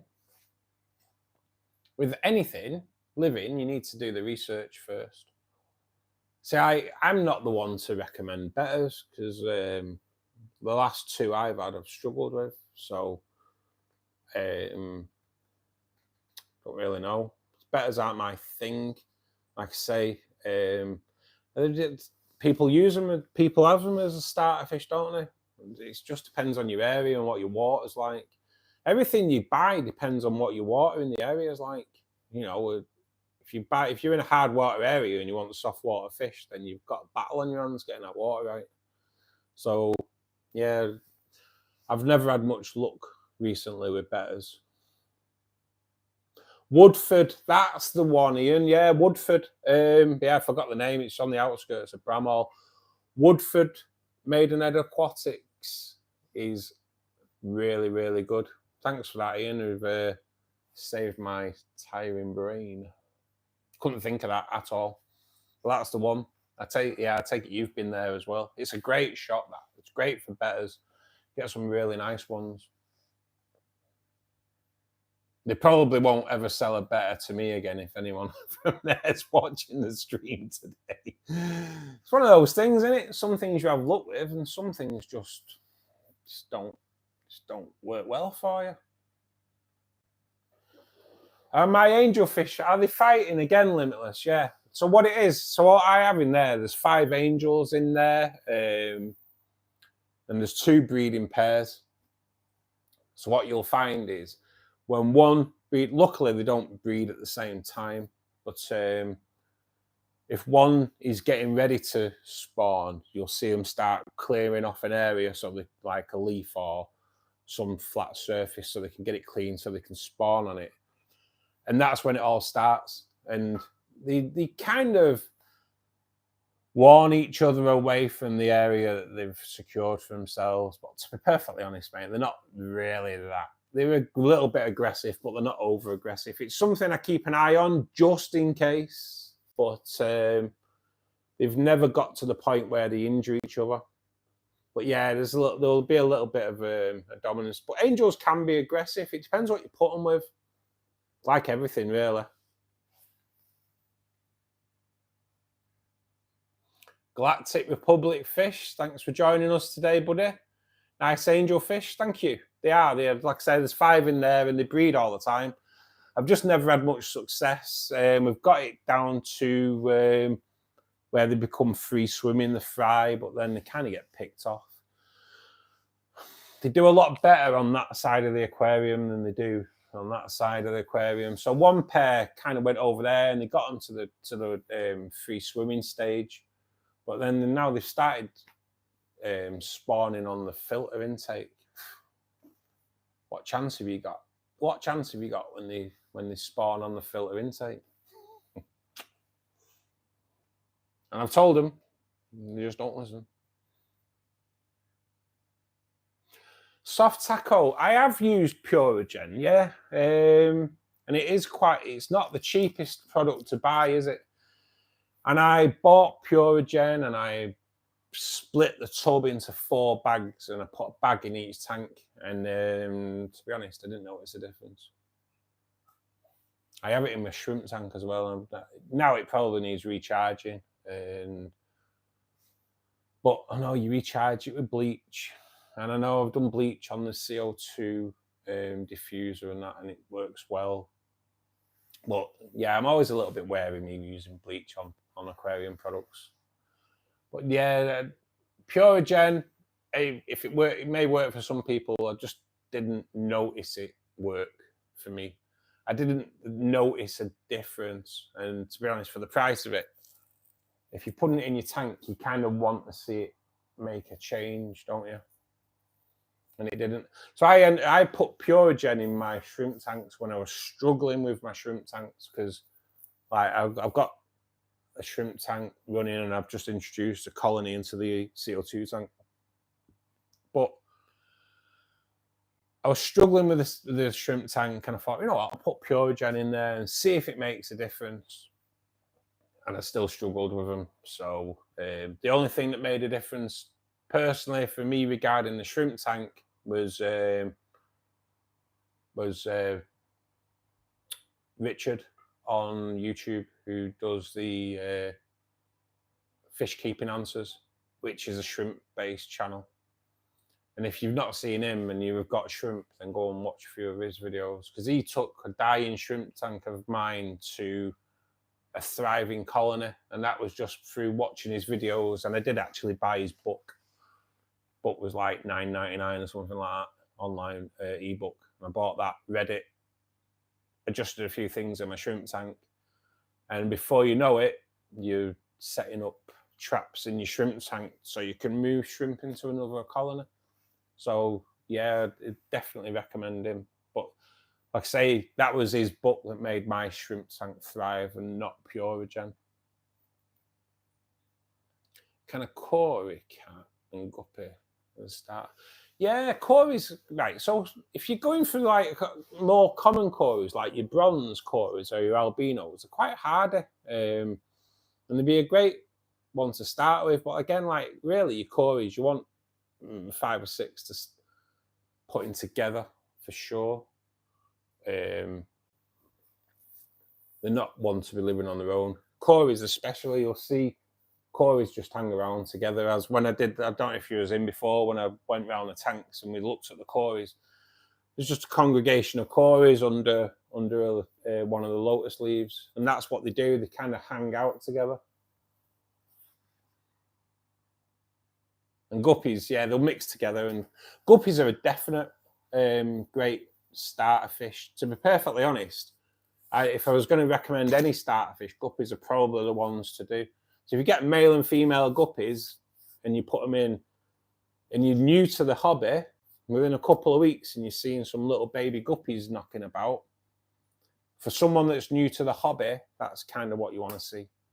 Because if seeing those babies swimming around doesn't get you excited about the hobby, then you're in the wrong hobby. If you're new to it, if you're new to the hobby and you see new life in your tank after a few weeks, it gives you that buzz that you know that you're doing something right, and it's probably the first confidence boost that you can get in the hobby. And like I say, if it doesn't make you buzz, then maybe change your hobby. It is, Ian. Yeah, have you been in the restaurant too? Yeah, it is a great restaurant. Some nice food, and it's relatively well priced, really, for the area. Because Woodford is a little bit footballer territory on the outskirts, so you'd expect it a little bit more expensive. But yeah, they've made an aquatics in Woodford is great. It's in the garden centre, and the restaurant is. To get some good food. I had some proper nice food in there, actually. I like to go into there. I normally go up there and normally have a look around the garden centre.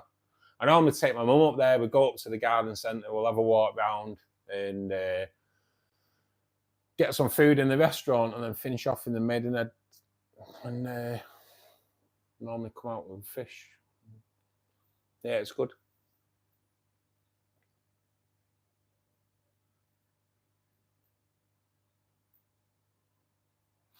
Yeah, soft tackle. It's expensive, isn't it? It's expensive, and if you don't see if you're spending hard-earned money on something and you don't notice a massive difference, then you've got to question whether it's worth that kind of money. And I'm the same. Bleach to recharge it frightens the life out of me. I saw that you can kind of use bleach on your CO2 diffusers. I'd heard about it, so I researched it. And when you know that you can trust people like George Farmer, he did a video on putting your CO2 diffuser in a bleach solution. And I watched his video and I thought, well, if he's doing it, if he says it's good, then I'll try it. So you do a bleach solution. You have your CO2 diffuser running, so there's like bleach can't soak into it, I guess, really.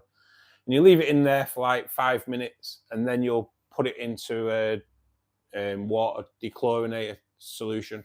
So it dechlorinates and makes safe the bleach. And I did this. I did it for 5 minutes when I rescaped my CO2 tank.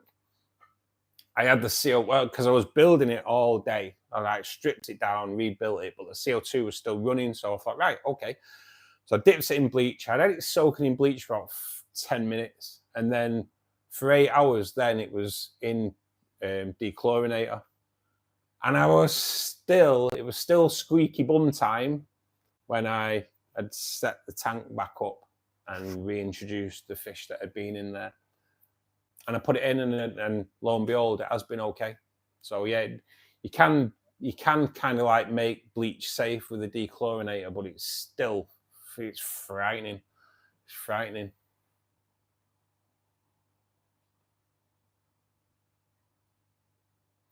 So the Purigen, yeah, I do believe it takes out the tannins. Yeah, I have heard that. I wish I'd have had that when I had my piranha tank years ago, because the tannins that come out of the wood on that, Jesus, it was the water was black all the time. It was crazy. Daryl, how often do I do a live stream? So I'm currently on holiday from work. I'm on vacation. So I started doing the live streams on a Saturday afternoon. I normally start around about 2:30, but I'm going to try and move that to 2 o'clock. Just be aware, on a Saturday, I do take my mum shopping and go out doing my own shopping, obviously, at the same time. And any jobs that need doing around my mum's, like the pond might need a look at, or if there's any jobs that need doing around there, I'll do them first. Then I'll come home and do my tank maintenance. So I'm going to try and aim for 2 o'clock tomorrow, but it may be 2:30, but I will be on. And then as for the live streams during the week, currently start at 2 p.m. Monday, Wednesday, Friday, and it will be the same again next week, Monday, Wednesday, Friday, but then I go back to work. So I'm going to move them because they've been really good. And like, we've got yourself in that's been here for a while today. Jay, who's down as the plug, he's been moderator. He's been in all day. Soft Taco's been in all the time. You know, and like these people I'm reading out now, Ian Burgoyne, again, in all the time. So these are like our community, and I do apologise if you've been in and you're still in and I've not called your name out. I'm trying to go through a few names. We are building up a really good community, and these people are in on every stream now, and so, you know, it's blooming brilliant. We're building it up. So I'm going to move. After next week, I'm going to move the live stream to Monday, Wednesday, Friday, but it's going to be like around about 8 p.m. It'll be on. I'll try and come on at 8 p.m., but you just got to bear in mind, I do work. I am a driver, so I'm up early. So I'll probably stream up like maybe up to 9:30, 10 o'clock on them days. Friday could end up being a little bit later because I wouldn't be in work the next day. But the lights on the tanks go out at 10 anyway, so we'll just have to take the live stream from there, really. If the lights go out, then it'll probably be a bit too dark in here to do the live stream. But yeah, I'm going to start doing these live streams more often because I really enjoy talking to you guys. I've picked up quite a lot of information that I didn't know, or things that you kind of hear and you think, is that true? And then you come on, you know, and people come up with it, like as we had before with goldfish don't have a stomach. It's something I'd heard that koi don't have stomachs, but so, you know, you hear these things and then people can confirm, and it's really good. But yeah, come and join the live streams. They're going to be great fun. I know you have subscribed to the channel as well today, so thanks for that. If anyone who's watching at the moment hasn't subscribed to the channel, if you could please do so and just click the like button, that'd be fantastic. And even if you can get to share videos, it just helps promote the channel. I am trying to grow the channel. Obviously, I don't make money on this channel at the moment. I do have the super chat and things like that where people can donate, but I don't ever really think people make money on that anyway. Soft Tackle, you trust George Farmer too. He's really good, isn't he, actually? Yeah, he gave me the confidence to do the bleach thing on my CO2 diffuser. Otherwise, there's no way in the world I'd have done that. No way in the world. That's why when I say, look, you can do this, and I'll always mention George Farmer because that's where I got it from. And he's the guy that gave me confidence to do it. It's surprising, isn't it? You who you trust and who you don't. You've got to build up the trust, which is obviously what I've got to do. That's why I'll never lie to you and try and blag you. If I don't know an answer to a question, I'll just say, I'm not an encyclopedia, and I'm not going to Google it, because anyone can Google it. So, Paddy Gilman, thanks for joining us today, buddy. Thank you very much. Nice tank. Do you ever make your own tank?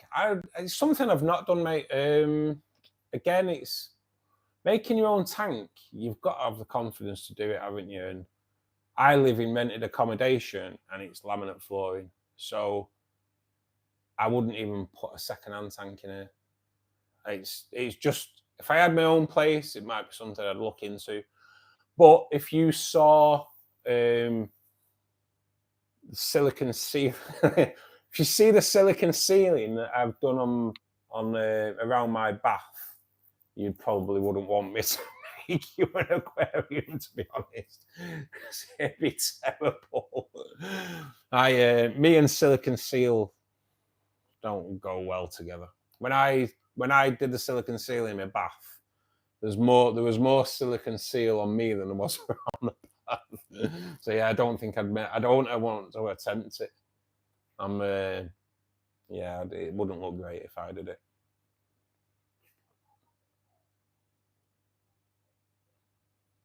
Guys, I think it's 5:15, so we have been on for like way over 3 hours. I am going to call it a day, guys, because I'm starving. So I will be back tomorrow, hopefully at 2 o'clock. It's a little bit of a different format tomorrow because I'm doing the tank maintenance. So still have the chat going. Hopefully there'll still be the usual crew that I read out before that'll be in here anyway. And we'll crack on. Thanks, Shari. Cheers for joining us today, mate. Yeah, check out Complete Koi, buddy. It's really decent shop. Really decent shop, and the staff in there are really helpful as well. Really nice. So yeah, thanks for joining us today, guys. Just like to say thank you to Jay, who is on as the plug. He is my one of my moderators, and he does a great job, guys. So just like to say thank you to him. I have seen today that he timed someone out as well, which I'm really glad about, because someone came on here talking religion, and whether you're religious or not, the stream's not about religion at the end of the day. And for some reason, I don't understand it, but my YouTube channel is aquarium based, and it seems to attract religious people for some reason. For months, I had people quoting the Quran on my videos, so I just used to like take it off, because I'm not, whether I'm religious or not, doesn't really matter. My YouTube channel is not religious based; it's aquarium based. So anything like that, kind of, I do want to go. It's religion has its place for people. It just doesn't have a place here on this stream. I'm sorry if that upsets people, but it doesn't. Cheers, Paddy. See you soon. Love watching the tank maintenance part of the stream. Yeah, mate, I do like doing the tank. Well, that's kind of how the live stream started. And so I do the live stream tank maintenance. And then once that's done, I kind of set up shop here in front of the Angel tank, and we'll have a bit of a chat for an hour. And actually, last Saturday, a good friend of mine who I only know through YouTube, Ron, he came on. And we were talking, and he was saying like we should do like a joint live stream together, which we'll probably try and look at doing over the next few weeks. And while we were talking, I was like, you know what? It just came into my head to start doing Fish Club. So I was like, you know what, guys? I am off work for the next few weeks. I'm gonna do more live streams. I think we're gonna start doing BGN Aquariums Fish Club. And that's kind of where we are now. So that's us for today, guys. And like to just say thank you very much for everybody. Like I say to Jay, the plug, thanks. Flames, I know Flames isn't in here now, but he's another guy that does the moderating for me. So thanks to him as well. Sam Fran, thanks for coming here today. Everybody that's been here today, thank you very much. I do have a video that launched at 3:15, which is about the benefits of feeding your fish a balanced, nutritious diet, and the benefits you get from that, which is like all kinds, beautiful colouring, it helps with breeding, etc. If you can take the 6 minutes out of your day just to watch that, that'd be really, really good. I'd be really thankful. Click the like button, click the subscribe button, share the content, and I will be back tomorrow at 2 o'clock. And take care. Have a good evening, guys, and or a good day, depending on where you are in the world. But thanks for watching today, guys. See you soon. Take care.